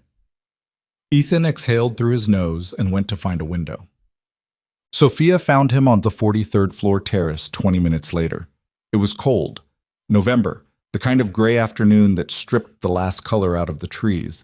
And he was standing with his jacket on and his coffee cooling in his hand, looking at the city without particularly seeing it. She came and stood beside him, which was the Sophia way, not announcing her arrival or asking if she was intruding, just arriving and being there. Crane spoke to you, she said. Not a question. How do you know? Because he spoke to me first, she said. He said he may have been incorrect about the circumstances of your hire. Coming from Crane, that's a comprehensive retraction. He's not a bad person, Ethan said. Sophia was quiet for a moment. No, she said finally. He's not. She held her coffee in both hands. He's a person who has very specific ideas about how organizations should work and who belongs in them, and the ideas are wrong in some areas that matter. But bad is a different category. You've had to be very patient with him, Ethan said. I've had to be patient with a lot of things, she said. She said it without self-pity, just as an honest statement about what the job required. You get used to it, not comfortable with it, used to it. They stood in the cold for a moment. The presentation was excellent, she said. Carson asking about the Korea framework was not accidental. She reads everything, and she was testing whether you could hold the depth. She told me at the break that you were the most technically rigorous communications lead she'd encountered at board level. She's an interesting person, Ethan said. The question she asked about translation drift in long-form partnerships. She was thinking about it from a risk management angle that most people don't reach. Most people aren't Carson, Sophia said. The city moved below them. A plane crossed the sky at altitude, catching light from an angle the ground couldn't see. Can I ask you something? He said. Yes. The man you were engaged to, he said. You mentioned him once. You don't have to answer. She was quiet for a moment. He was aware that he might have overstepped, that the one mention had been an adjacency, not an invitation, and that Sophia's version of openness had specific boundaries. He was about to retract the question when she spoke. His name was James, she said. We were together for 4 years. I came back to run this company, and he had his own career in London, and we spent 8 months doing the long-distance thing, and then we didn't. She paused. He wasn't wrong to end it. The honest version is that I had already made my choice, and the relationship was something I was trying to maintain alongside the choice rather than actually choosing it. She said this with the forensic precision she applied to most things, but underneath the precision there was something that was still not entirely settled. It wasn't that he left. It was that I had been, in some part of myself, managing my way toward a life that only had room for the work. Do you regret it? Ethan said. She considered this with actual care rather than a quick answer. I regret that it happened the way it did, she said. Not that it ended. The relationship was already something else by the time we acknowledged it was finished. A pause. What I regret is what I understood afterward, that I'd spent 4 years with someone I cared about and had never once been fully present. I was always planning the next thing, always managing toward the next state. She looked at the city. That was a choice I made without ever deciding to make it. He understood this. He understood it from the inside, from years of managing grief by managing everything around it, by being present in the technical sense and absent in the actual one. I did the same thing in reverse, he said. I was so present in the grief that I was absent from everything else, including Lily, in the ways that mattered. He paused. She told me last year that I used to do things. She was 6 years old. Sophia looked at him. What did you do with that? I took your job offer, he said. Something in her expression moved. The trace of a smile again. The same shadow he'd seen in the early weeks, brief and unperformed. But this time it stayed a beat longer before it went. They stood in the cold for another minute. I should go back in, she said. Afternoon session. I know, he said. She didn't move immediately. Ethan. Her voice had shifted. Still even, still composed, but with something underneath it that was slightly different from the professional register. I don't do this well, she said. The personal part of things. I'm aware that I don't. A pause. But I've been thinking that this... She paused again, and he had the unusual experience of watching Sophia Hartwell search for words. That what this is, between us, working together, I don't have clear language for it, and I'm not used to not having clear language. He looked at her. Neither do I, he said. I'm usually very precise about language. She met his eyes. We should probably pay attention to that, she said. Not as a suggestion to pursue it, not as a suggestion to avoid it, just as a thing they should both be honest about. Yes, he said. We probably should. She nodded. She set down her coffee cup on the terrace railing and went back inside. He stood in the cold for another moment, the city spread out below him in its ordinary Wednesday November way, doing its business without reference to what had just been said on a 43rd floor terrace by two people who were both very good at managing themselves and had just admitted, carefully and without drama, that something was there. He didn't know what to do with it yet. He wasn't sure she did either. He picked up her empty cup, habit, the muscle memory of someone who had cleaned this floor for 3 years, and then stopped and looked at it in his hand. And somewhere in there was something almost funny. And he let it be almost funny, and he went back inside. The thing about an admission that lives in the space between two people is that it doesn't disappear. You can't unsay it. You can ignore it, work around it, maintain professional behavior with the careful precision of two people who are both extremely good at managing themselves. And they did, for several weeks after the terrace, conducting their Friday meetings and their cross-departmental work, and their ad hoc calls with exactly the same functional competence as before. But it was there. It occupied the room the way an unresolved chord occupied a piece of music. Not disruptive, not obvious, but present in a way that changed how everything around it sounded. Ethan noticed it in small things, the half-second longer that her eyes held his before moving on in a meeting. The specific quality of the silence at the end of their Friday sessions when the agenda was done and neither of them moved immediately. The way she asked about Lily, not as conversation filler, but with a genuine retention of detail that meant she was actually listening and actually remembering. He noticed these things, and then he worked very hard not to make anything of them, because making something of them required a kind of courage that he was still rebuilding, and he wasn't sure the reconstruction was complete enough yet to trust. He talked to Leonard about none of this. He talked to Leonard about work, the expanding scope of the department, a new multilateral partnership coming out of Southeast Asia that was going to require a communication framework, unlike anything the company had attempted before. Leonard, to his credit, did not pry. He had the patience of someone who believed that when Ethan was ready to say a thing, Ethan would say it, and not before. Lily, who had no such patience and had never pretended to, said it plainly at dinner on a Friday in late November. Is Sophia your girlfriend? Ethan set his fork down. No, he said. Do you want her to be? Lily, I'm just asking, she said, in the reasonable tone of someone who considered the question entirely normal. She's my boss, he said. Lily considered this. Mrs. Patterson at school is Mr. Wheeler's boss and they're married, she said. That's a different situation. How? He didn't have an immediate answer, which Lily registered with the satisfaction of someone who had made a point. I like her, Lily said, returning to her dinner. She seems real. What does that mean? Real. Like she doesn't pretend, Lily said. Some adults always pretend everything is fine. She doesn't do that. She looked at him. You don't do that either. Anymore. He picked his fork back up. When did you meet her? He said. You've never met her. She called when you were in the hospital that time, Lily said. When you had the kidney stone. I answered because you were in the bathroom being sick. She talked to me for like 10 minutes until you came out. He had not known this. What did she say? He said. She asked me what grade I was in and what I was studying and whether I thought math was useful in real life or just at school. Lily paused. I said it depends on the math. She said that was a very good answer. She shrugged. She seemed real.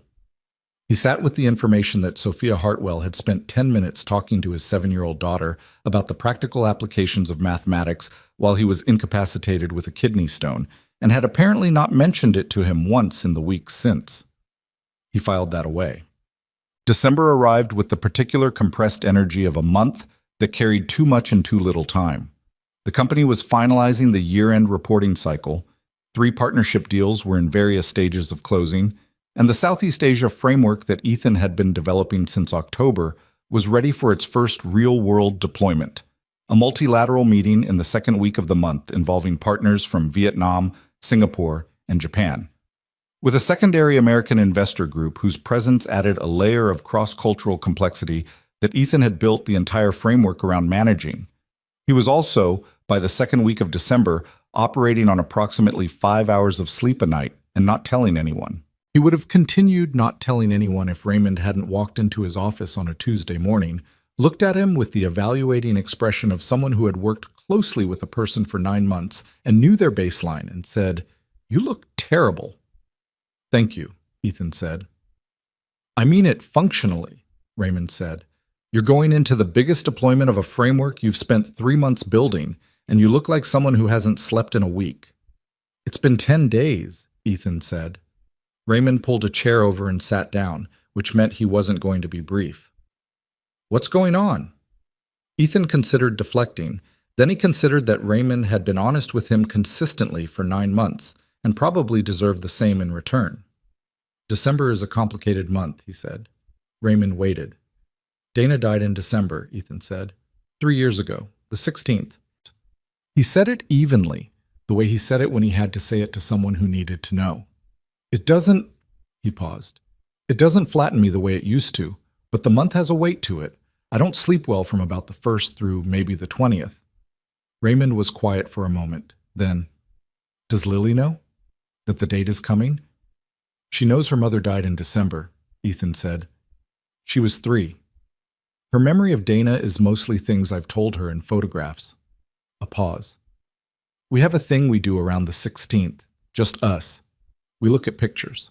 I tell her stories about her mother. She asks questions." He looked at the window.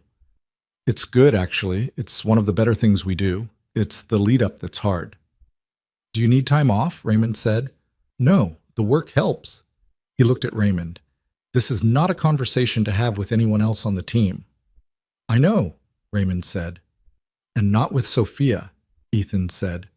Raymond looked at him steadily. "Okay," he said, "but she's going to notice." "She notices everything," Ethan said. "I know." "So?" "So that's her choice to make," Ethan said, "whether to ask or not." Raymond nodded slowly and stood up. "The Vietnam framework draft," he said, returning to the practical surface of things. "Una flagged something in the honorific address structure. You should look at it before the prep call this afternoon." "I'll look at it before lunch," Ethan said. "Good." Raymond paused at the door. "Ethan, for what it's worth, the department is different because of you, in ways that will outlast whether you stay or go, whether any individual deal closes." He said it the way he said things that were true and that he decided deserved to be said out loud. "I thought you should know that." Ethan looked at him. "Thank you," he said. "Raymond, don't thank me, just sleep." Sophia asked on Thursday. Not in the Friday meeting, 2 days early, in the hallway outside the 42nd floor kitchen at 11 in the morning, which was not a scheduled or formal moment, just a moment that happened because they both happened to be there at the same time in a corridor that was momentarily empty. "You haven't been sleeping," she said. "Good morning," he said. "Good morning." "You haven't been sleeping." He thought about deflecting again, and then remembered that she had spent 10 minutes talking to his daughter about mathematics and had never mentioned it. "December is a hard month," he said. She looked at him. She already understood. He could see the understanding arrive in her expression, not as surprise, but as recognition. "The anniversary," she said. "The 16th. She was quiet for a moment. Not the silence of someone who didn't know what to say, but the silence of someone who was choosing what to say with care. "Do you want to not work the 16th? She said. "I want to work," he said. "The work is better than the alternative." "Okay," she said. Just that. No follow-up, no well-meaning supplementary advice, no "are you sure?" or "let me know if that changes." just acceptance of what he'd told her. He appreciated this more than he knew how to express. "Lily told me she talked to you," he said, "when I was sick." A brief pause. Something in Sophia's expression shifted, a contained version of being caught, though she'd done nothing wrong. "She answered your phone," she said. "I wasn't going to hang up on a 7-year-old. What did she say about the math?" The trace of the smile, genuine, briefly visible, then settled into something less guarded than the usual composure. "She said math was useful for some things, but that for the most important things in life you needed different skills." She paused. I asked her what skills. She said knowing how people felt. He stood in the hallway and felt something move through him that he hadn't felt in a long time. Not grief and not joy. Something adjacent to both, like the place on a map where two territories shared a border. "She's something," he said. "She's extraordinary," Sophia said. "She has your precision and something else entirely her own." He looked at Sophia. "I want to say something," he said. "Okay. What I said on the terrace, we don't have to." "No," he said. "I do have to. I've been going around it for 3 weeks, and I'm not good at things I can't articulate, so let me articulate it." He paused, organizing the language, which was what he always did when something mattered enough that the wrong words would be a failure. "I'm aware that something has changed between us from what it was when I started here. I'm aware that I'm not neutral about you in the way that I would need to be for this to be nothing. And I'm also aware that I don't know what to do with that. Because the last time I was not neutral about a person, it was Donna, and I don't have a framework for what comes after that except the one I've been building as I go." Sophia was still. She had the quality, in moments of significance, of being completely present in them. Not performing presence, but actually being there in a way that meant she was receiving what was being said without filtering it immediately into a response. "I'm not asking for anything," he said. "I'm not suggesting we do anything differently. I'm tired of not saying the thing I know is true, because not saying true things is something I've been doing for 3 years, and I've come to think it's not actually a virtue." She was quiet for a moment. "Do you know what I've been doing?" she said. Her voice was even, but there was something underneath it that was less even. "For 3 weeks, since the terrace, I've been making sure I was never the first one into a room where you were already there. Because I was afraid that if I walked in and you looked at me, I was going to lose the expression I was planning to have." She paused. "I run a company. I negotiate $100 million deals. I've been managing my entrance into rooms because of your face." The hallway was empty. The building moved around them, indifferent and ordinary. "What are we doing?" he said. "I don't know," she said. And for Sophia Hartwell, who always knew, the 3 words had a particular weight. "I have a daughter," he said. "I know. She's the center of my life. That doesn't change." "I know that too," she said. "I'm not asking you to change it." "What are you asking?" She looked at him steadily. "I'm not asking anything yet," she said. "I'm saying that I hear what you said, and I'm saying that I'm not neutral either, and I think we should both sit with that and not rush it and not bury it." A pause. "And I think we should probably not have this conversation in the 42nd floor kitchen hallway." He looked around. "There's nobody here." "There's never nobody here," she said. "This building breathes gossip." He made a sound that wasn't quite a laugh. "Point taken." She straightened slightly. The Sophia recalibration, the way she gathered herself when she was moving from one register to another. "The Southeast Asia prep call is at 2, she said. "I know. Are you ready for it?" "Yes." She nodded. She started to move past him down the hallway, then stopped and turned back and said something she'd clearly decided to say before the moment escaped. "The 16th. If you and Lily, if there's anything that would help, that day or around it, I'm not offering to fix anything. I know it's not something to fix. I'm just saying I'm available, if that means anything." He looked at her. "It means something," he said. She nodded once and went down the hallway, and he stood in the kitchen doorway with his coffee that had gone cold and let himself stay in the moment rather than immediately moving out of it. The Southeast Asia multilateral went well. Not perfectly. Nothing complex ever went perfectly, and the American Investor Group had a representative who consistently addressed the Vietnamese partners through their interpreter rather than directly, which created a subtle but compounding dynamic of depersonalization that Ethan had to address twice in real time without stopping the meeting to explain why he was doing it. The second time, he did it with enough precision that even the American representative adjusted his approach for the last hour of the session, apparently without fully registering that he'd been redirected. Una caught it. She was sitting 2 seats down from him, taking notes with the focused intensity she brought to fieldwork, and when the meeting broke for the midpoint recess, she appeared beside him and said very quietly, "The redirect on Jenkins. The second one. The way you framed it as a technical note on documentation clarity. He thought you were correcting the Vietnamese team's communication style." "I know," Ethan said. "So he corrected his own behavior thinking he was helping yours," she said. "Yes." She was quiet for a moment. "That's the most elegant thing I've ever seen in an active negotiation context." "It was necessary," he said. "Elegant isn't the goal." "No," she said, "but it doesn't hurt." The deal framework was agreed in principle by the end of the day, pending formal documentation.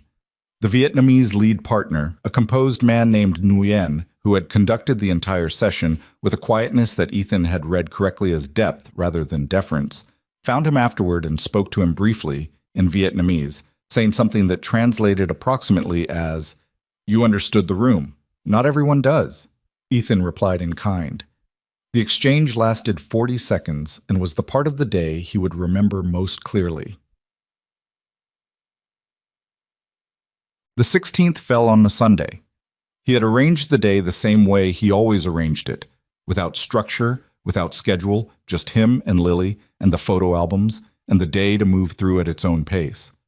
They started in the morning with pancakes, because Dana had made pancakes on Sundays with a particular casual expertise, and Ethan had learned the recipe from memory and imperfect repetition, and he still got it wrong in small ways every time, which Lily had stopped commenting on and started accepting as the correct version.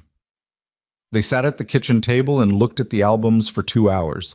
Lily asked questions she had asked before, and new ones that meant her understanding was growing. Not just of who Dana had been, but of what it meant to lose someone before you were old enough to hold the memory yourself. She asked how they had met. She asked whether Dana had been funny. She asked whether Dana would have liked the apartment. She would have complained about the kitchen, Ethan said. The cabinet placement. She had very specific opinions about kitchen design. What opinions? That the cabinet above the stove was placed by someone who had never actually cooked, he said. You have to reach across a hot burner to open it. Lily looked at the cabinet. She was right, she said. She usually was, he said. They sat with that for a moment. Do you miss her today more than other days? Lily asked. She asked it carefully, in the way she asked the careful questions, not wanting to cause pain but needing to understand. He thought about the honest answer. No, he said, not more. The missing is pretty constant. Today is just the day I let myself sit with it instead of moving past it. Lily considered this. Is that better or worse? Better, he said. I think. It's better to look at the things that are hard instead of walking around them all the time. He paused. Your mom taught me that, actually. She was very direct about hard things. Like me, Lily said. Exactly like you, he said. She looked at a photograph. Dana at a beach somewhere, laughing at something outside the frame, her hair sideways in the wind. Lily studied it for a long moment. I'm glad you have pictures, she said. I can remember her face from pictures. I can't remember her voice. He hadn't expected that. The flatness of it, not sad, just factual, the way Lily stated most things, hit him in the specific way that Lily's observations sometimes hit him, arriving without warning at exactly the point. I can tell you about her voice, he said. I can tell you what it sounded like. Tell me, she said. So he did. He sat at the kitchen table with his daughter on the anniversary of the worst day of his life and told her about her mother's voice, the specific texture of it, the way it changed when she was thinking hard about something, the particular laugh that Lily had inherited and didn't know she'd inherited. He talked for a long time, and Lily listened with the total attention she gave to things that mattered, and outside the window the December day moved at its own pace, indifferent and ordinary. His phone buzzed once, mid-morning, a message from Sophia. It said only, thinking of you both today. He showed it to Lily, Lily read it and nodded, as if this confirmed something she'd already decided. "She's real," she said again. He wrote back, "Thank you." Then after a moment, "It's a good day, actually." Her response came quickly. "I'm glad." He set the phone face down and went back to the albums. The conversation they needed to have happened 10 days later. Not at work, not in a hallway or a conference room or a Friday meeting. It happened on a Saturday afternoon in a coffee shop 3 blocks from the office. Neutral ground that was Sophia's suggestion, which Ethan had recognized as her being deliberate about the context, separating the personal from the professional in a way that was important to her. She was already there when he arrived, which was unusual. Sophia was typically the person who arrived exactly on time, not early, because arriving early was a form of accommodation, and she was careful about how she distributed those. That she was early said something. He sat down across from her. The coffee shop was ordinary, the kind of place that had been in the neighborhood for 20 years and showed it, worn edges and good coffee, and a noise level that provided privacy without requiring effort. "I've been thinking," she said without preamble. "I know," he said. "So have I." She looked at him. "I'm not good at this," she said. "I want to be clear about that up front. I'm not cautious because I'm not interested. I'm cautious because I've learned what happens when I treat something important like a problem I can manage my way through." She paused. "James was a problem I tried to manage. It didn't work." "I know," he said. "You told me. I'm telling you again because I need you to understand that the caution isn't about you." She held her coffee cup with both hands, a small gesture of self-steadying that he'd come to notice. "It's about the only pattern I have for this, and the pattern is bad." "My pattern isn't much better," he said. "I have Dana, and then 3 years of not having a pattern at all." He looked at the table. "I've thought about whether it's too soon, whether the grief is still, whether what I feel around you is clear, or whether it's complicated by the fact that you're the person who pulled me back into the world." She was quiet. "I don't think those things are separable," he said. "The gratitude and the other thing. I don't think I can offer you a version of this where those are cleanly separate." He looked at her. "That might be a problem. Or it might just be honest," she said. "Is honest enough?" She considered this seriously, the way she considered things that deserved it. "I think honest is the only version of this that has a chance of being real," she said. "So yes, honest is enough." He looked at her. "I'm not asking you to move fast," he said. "I have a daughter and a rebuilt career, and I need both of those to stay stable. I can't do anything that puts Lily's stability at risk." "I know," she said. "I wouldn't want you to." "And I'm still—" He paused. "Some days I'm still carrying something heavy. It doesn't knock me down the way it used to, but it's there." "I have my own heavy things," she said. "I'm not asking you to have put yours down." They sat with that. "So what are we saying?" he said. "I think we're saying that we both know what this is," she said. "And we're choosing not to pretend it's something simpler. And we're going to move slowly, because slow is what's real, and fast is what makes things break." She paused. "And we're going to be honest when it's hard, not managed, honest." "That's going to be uncomfortable," he said. "Yes," she said. "Probably often. You're okay with that?" She looked at him with the expression that was, he'd come to understand, her version of certainty. Not warm, not soft, but completely present and without doubt. "I've been managing the discomfort away for 10 years, she said. "I'd like to try the other thing." He nodded. They drank their coffee. The afternoon moved around them, the ordinary city doing its ordinary Saturday business, and they sat in the worn coffee shop and didn't try to resolve anything further because there wasn't anything to resolve.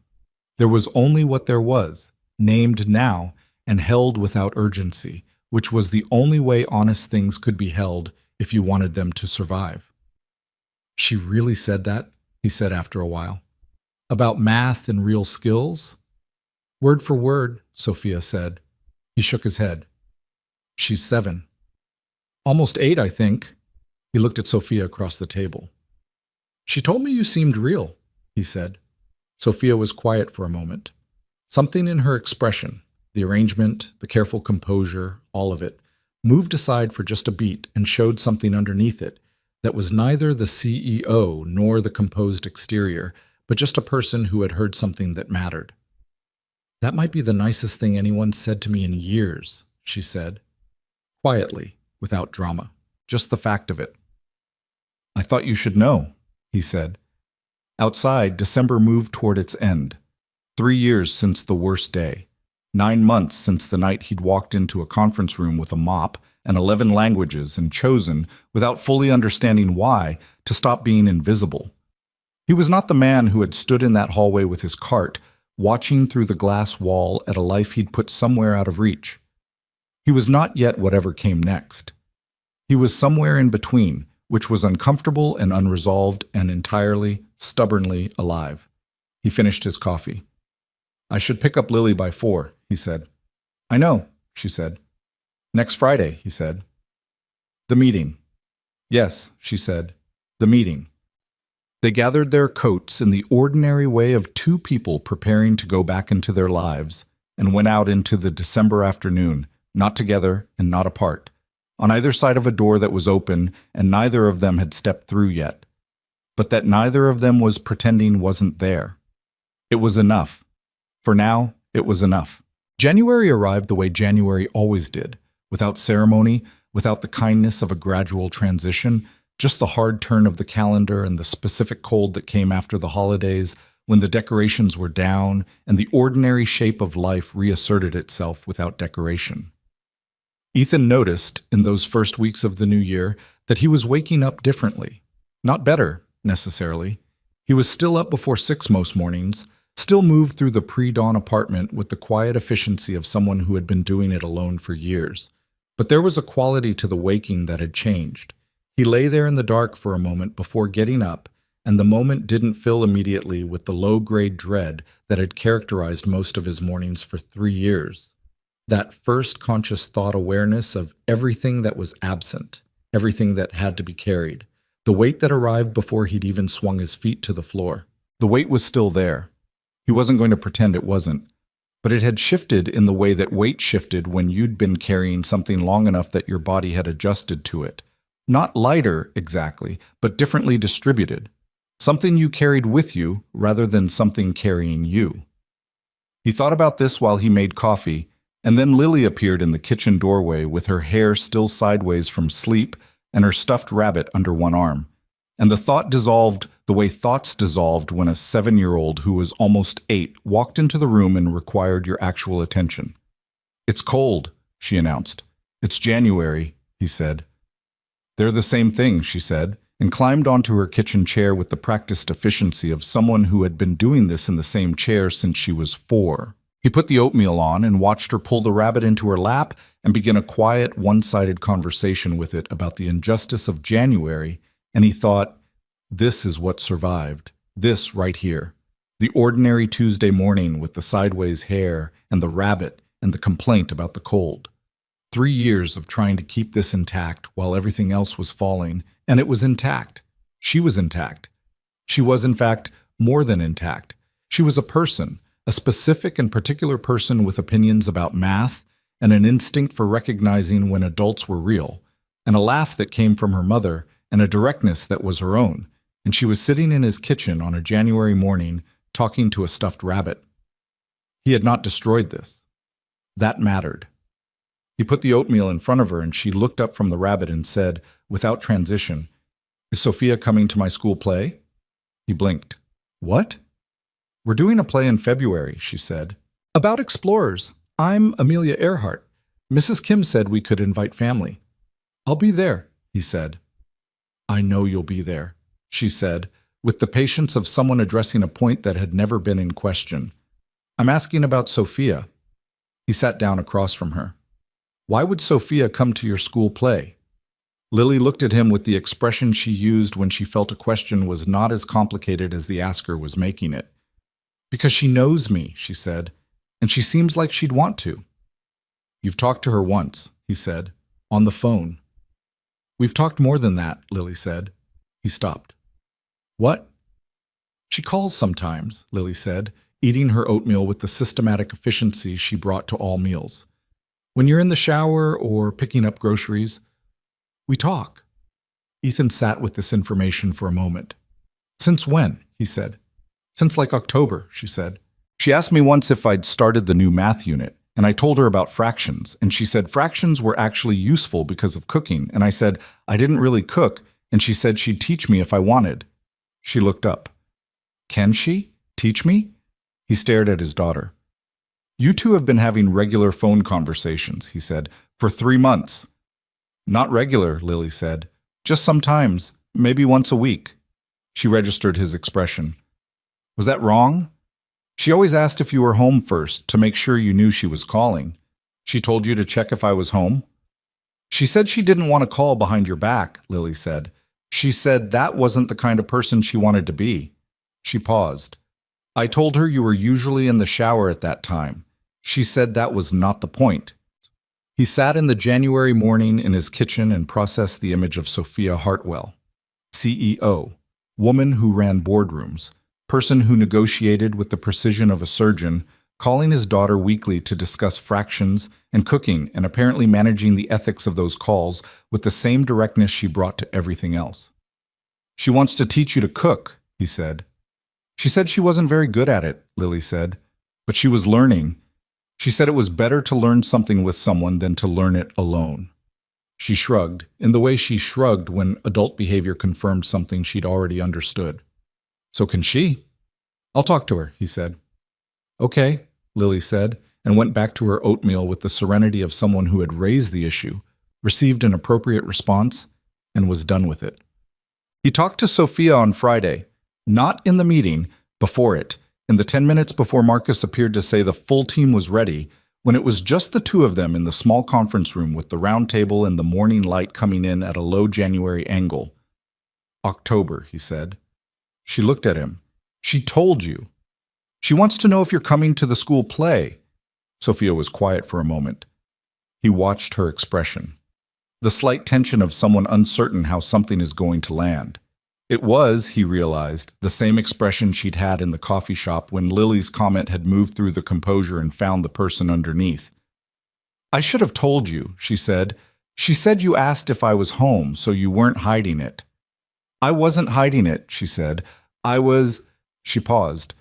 I genuinely didn't know how to bring it up.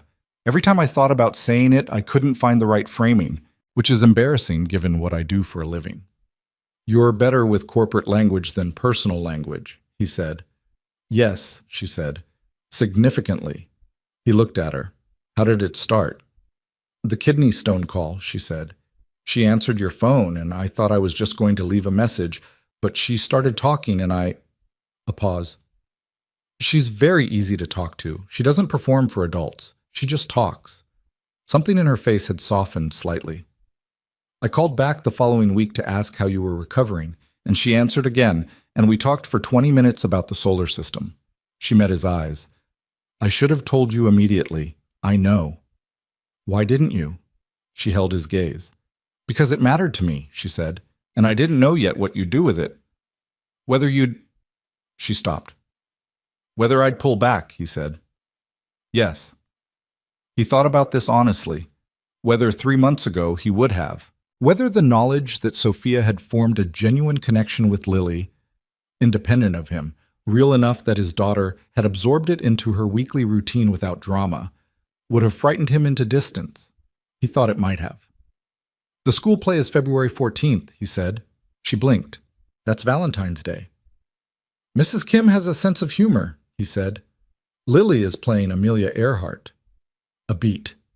Then something happened in Sophia's expression that he had seen only a handful of times. The full, unguarded version of the smile, not the trace or the shadow, but the actual thing. It arrived and stayed. I'll be there, she said. She'll want you in the front row, he said. Then I'll sit in the front row, she said. Marcus knocked and opened the door.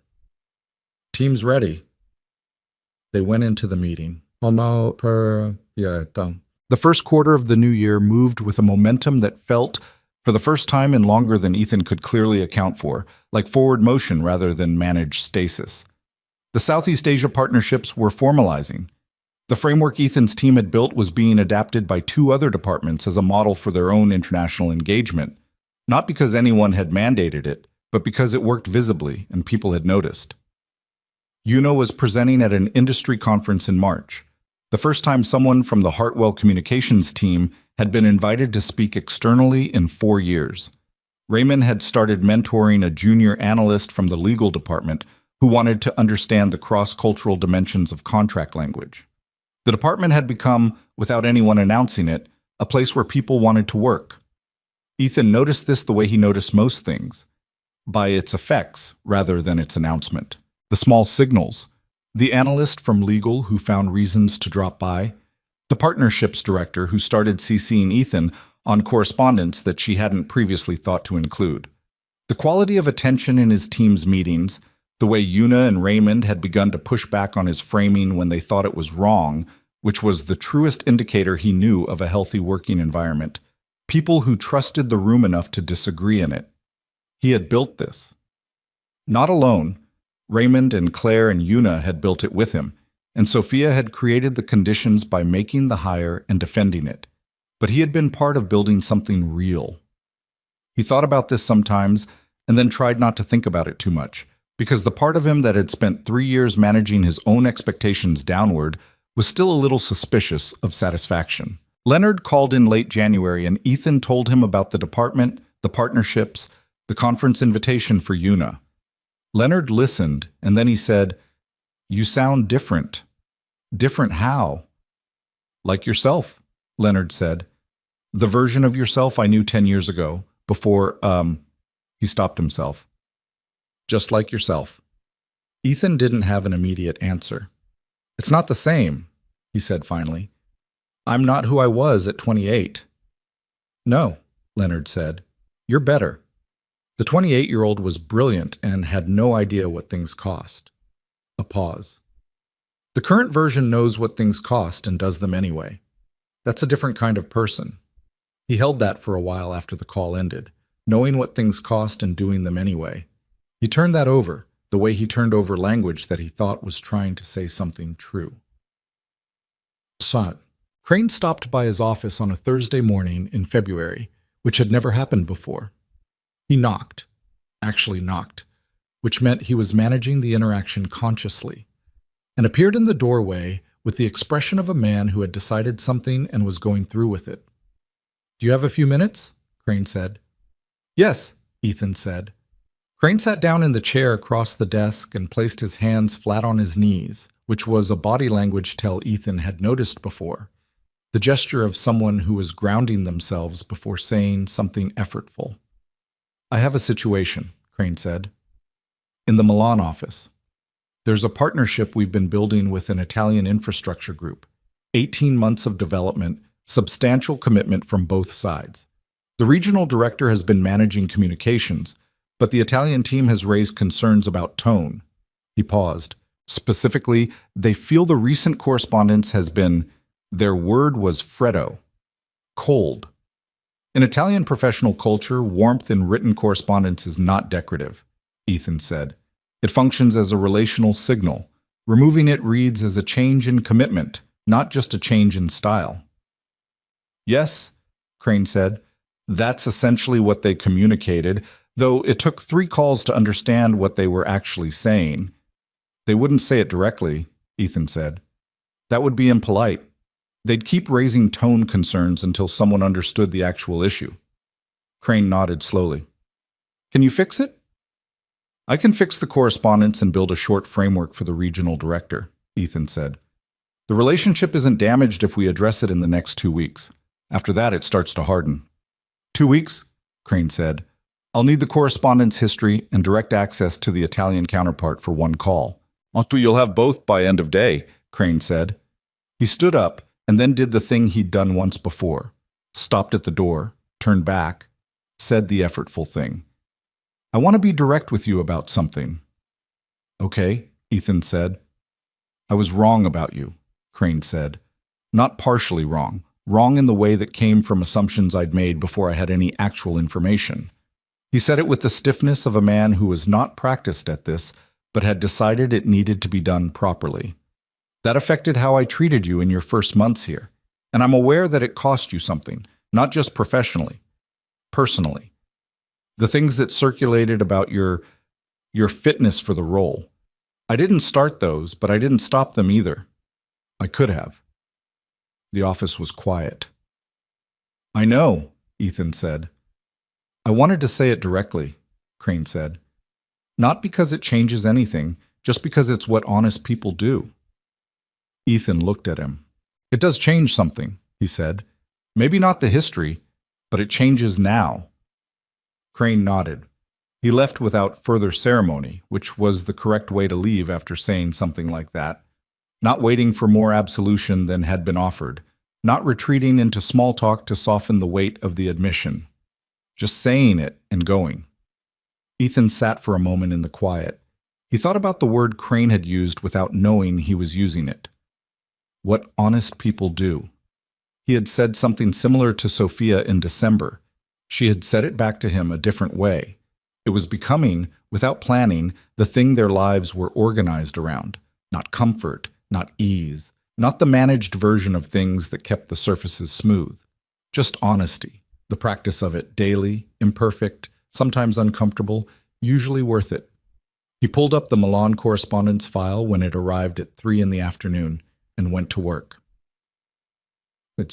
February 14th was a Tuesday. Lily was ready 45 minutes before they needed to leave, which had never happened before in the history of getting Lily ready for anything.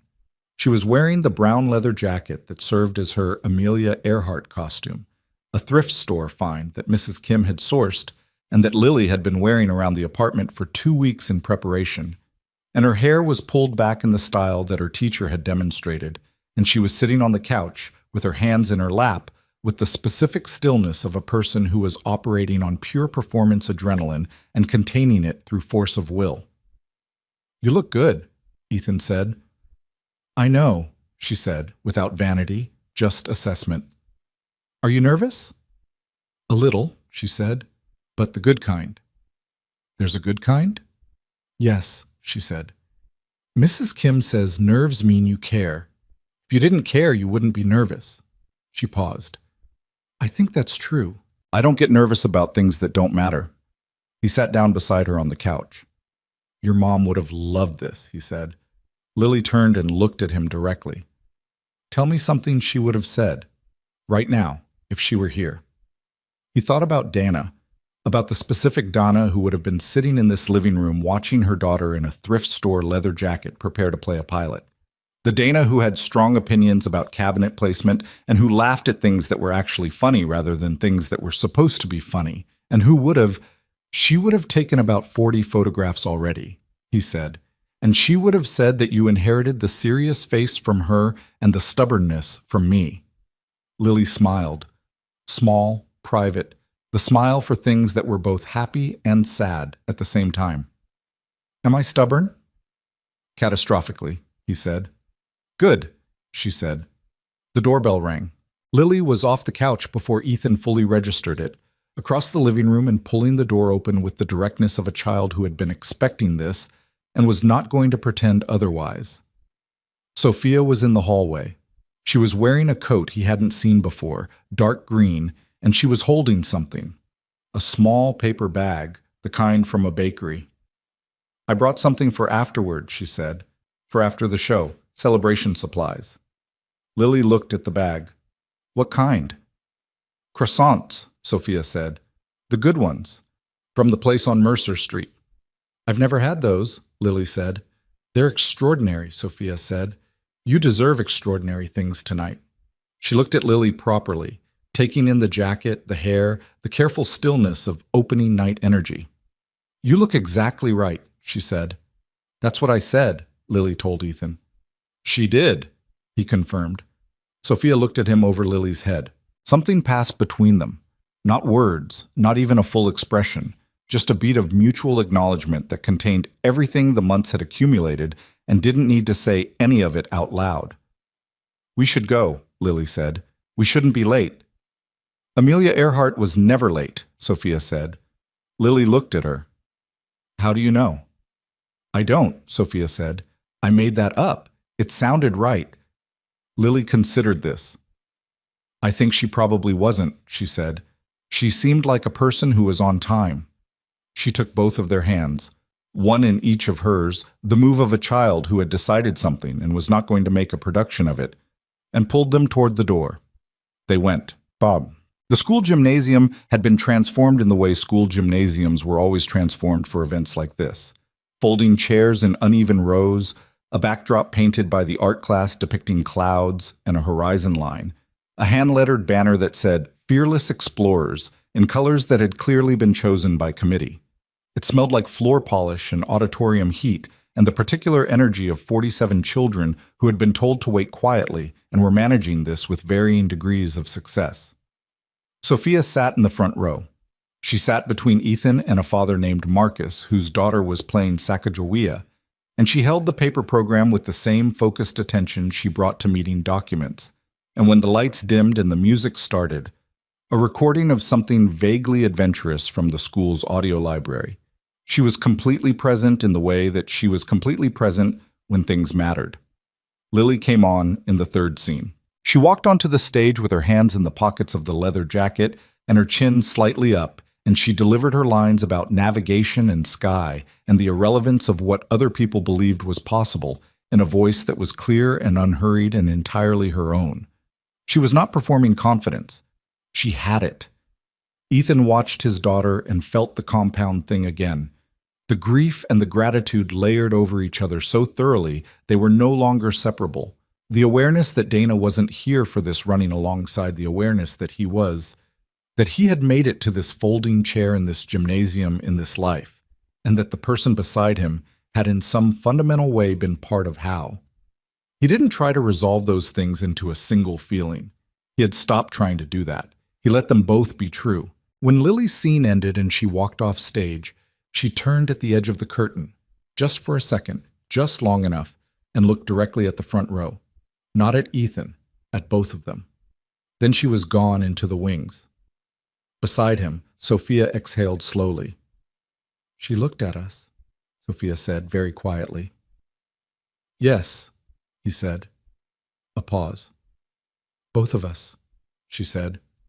"I know." She didn't say anything else. She looked at the stage where the next scene was beginning, and her jaw was set in the particular way it got set when she was managing something internal.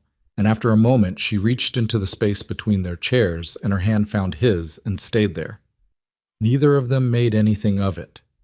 It just was.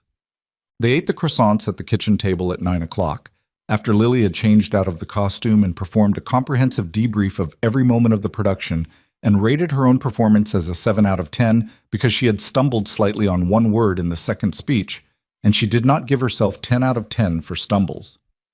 7 is generous, Sophia said. Lily looked at her sharply.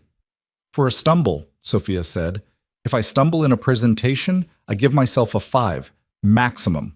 You have to account for the mistake honestly, or the rating means nothing. Lily considered this with great seriousness. So I should give myself a 6?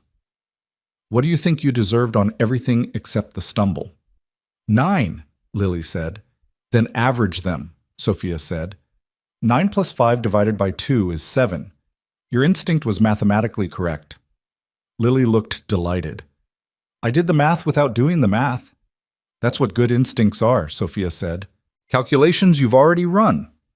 Ethan ate his croissant and watched his daughter and Sophia work through the arithmetic of self-assessment with the focused pleasure of two people who had found in each other a matching frequency. He thought about what Leonard had said, knowing what things cost and doing them anyway. He thought about a Wednesday night and a conference room with flickering lights and 18 people talking past each other in 4 languages, and a man with a mop handle who had stood at the threshold and made a choice that he hadn't fully understood at the time.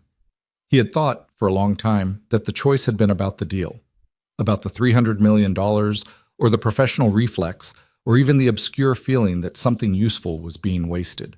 But sitting at this table now, watching Lily lick croissant flakes off her fingers, while Sophia recalculated the performance rating with the precision of someone who took a 7-year-old's self-evaluation seriously, he understood that the choice hadn't been about the deal at all. It had been about walking back through the door. That was the thing he'd been avoiding. Not the work, not the exposure, Not the professional risk of being seen and potentially failing. The door itself. The passage from the managed smaller life back into a life that had full dimensions, that could hurt as well as feel good, that required him to be present for more than just Lily's breakfasts and school pickups, that required him to be a person in the world again, with all the cost and variability that entailed. He had stood at that threshold, and he had walked through it, not heroically, not with full understanding, but stumbling and imperfect and afraid in the specific quiet way that fear lived in him. And the world on the other side had not been the catastrophe he'd been half expecting for 3 years. It had been this: a kitchen table, croissants from Mercer Street, a daughter who averaged her own ratings, and a woman who had been managing her entrance into rooms because of his face, and a life that was not what it had been, and was not what he'd planned, and was genuinely, stubbornly, inconveniently worth living. "Dad," Lily said. "Yeah?" "You're doing the different thinking again." "I know," he said. "Is it the good kind?" He looked at his daughter. He looked at Sophia, who was watching him with the expression that was the full version, not composed, not managed, just present and real and there.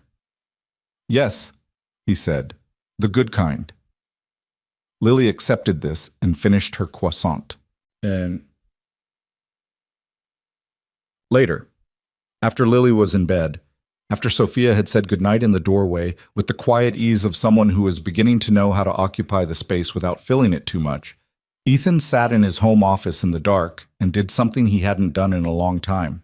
He thought about Dana deliberately, not the December grief, not the anniversary wait. Just Dana, the actual person, brought forward into the present moment and set beside the present moment to see how they looked together. He thought about what she would have made of this year.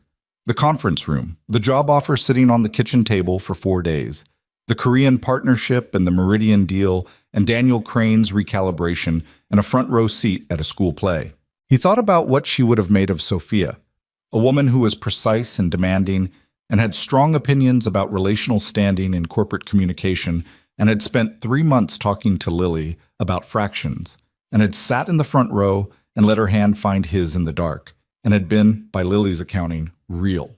He thought Dana would have liked her. He thought she would have found the situation, which was unlikely and complicated and not what anyone would have planned, fitting. Because Dana had always believed that the things that actually mattered were the ones that couldn't have been anticipated. That life's job was not to deliver what you'd mapped out, but to bring you to the things you hadn't known to look for, and your job was to recognize them when they arrived. He had been very bad at that job for 3 years. He was trying to be better at it. He thought about something Sophia had said in the coffee shop in December, that she'd spent years with someone she cared about and had never once been fully present, always planning the next thing, always managing toward the next state. He had done the same thing in reverse, so present in the loss that he'd been absent from the living. Grief and work, the twin escapes, each one legitimate enough that you couldn't be criticized for choosing them. He had chosen both and called the combination a life, and persuaded himself for 3 years that it was enough. And Lily had sat in the back seat of a car at age 6 and told him the truth in 7 words.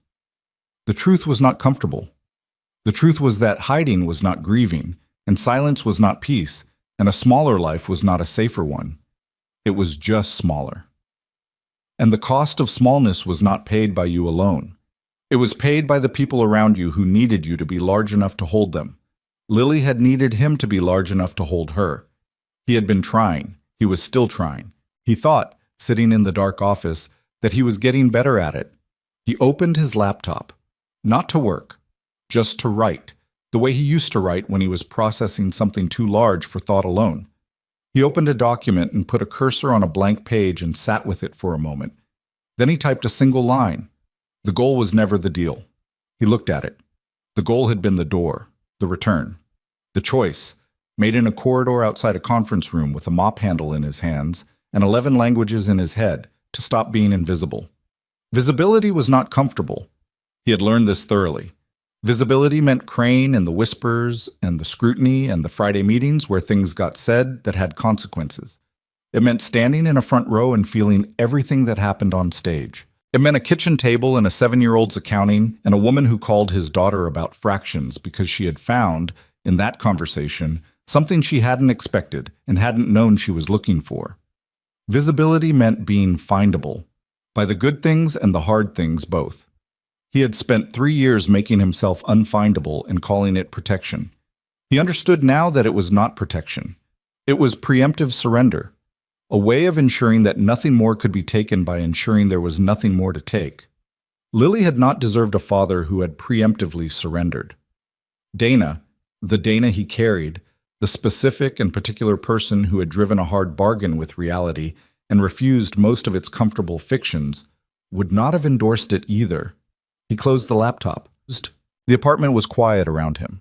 The specific quiet of a home where someone was sleeping and the sleeping was safe, and the doors were locked and the morning would come with its oatmeal and its sideways hair and its questions about hedgehogs and fractions and whether Sophia was coming to the next thing.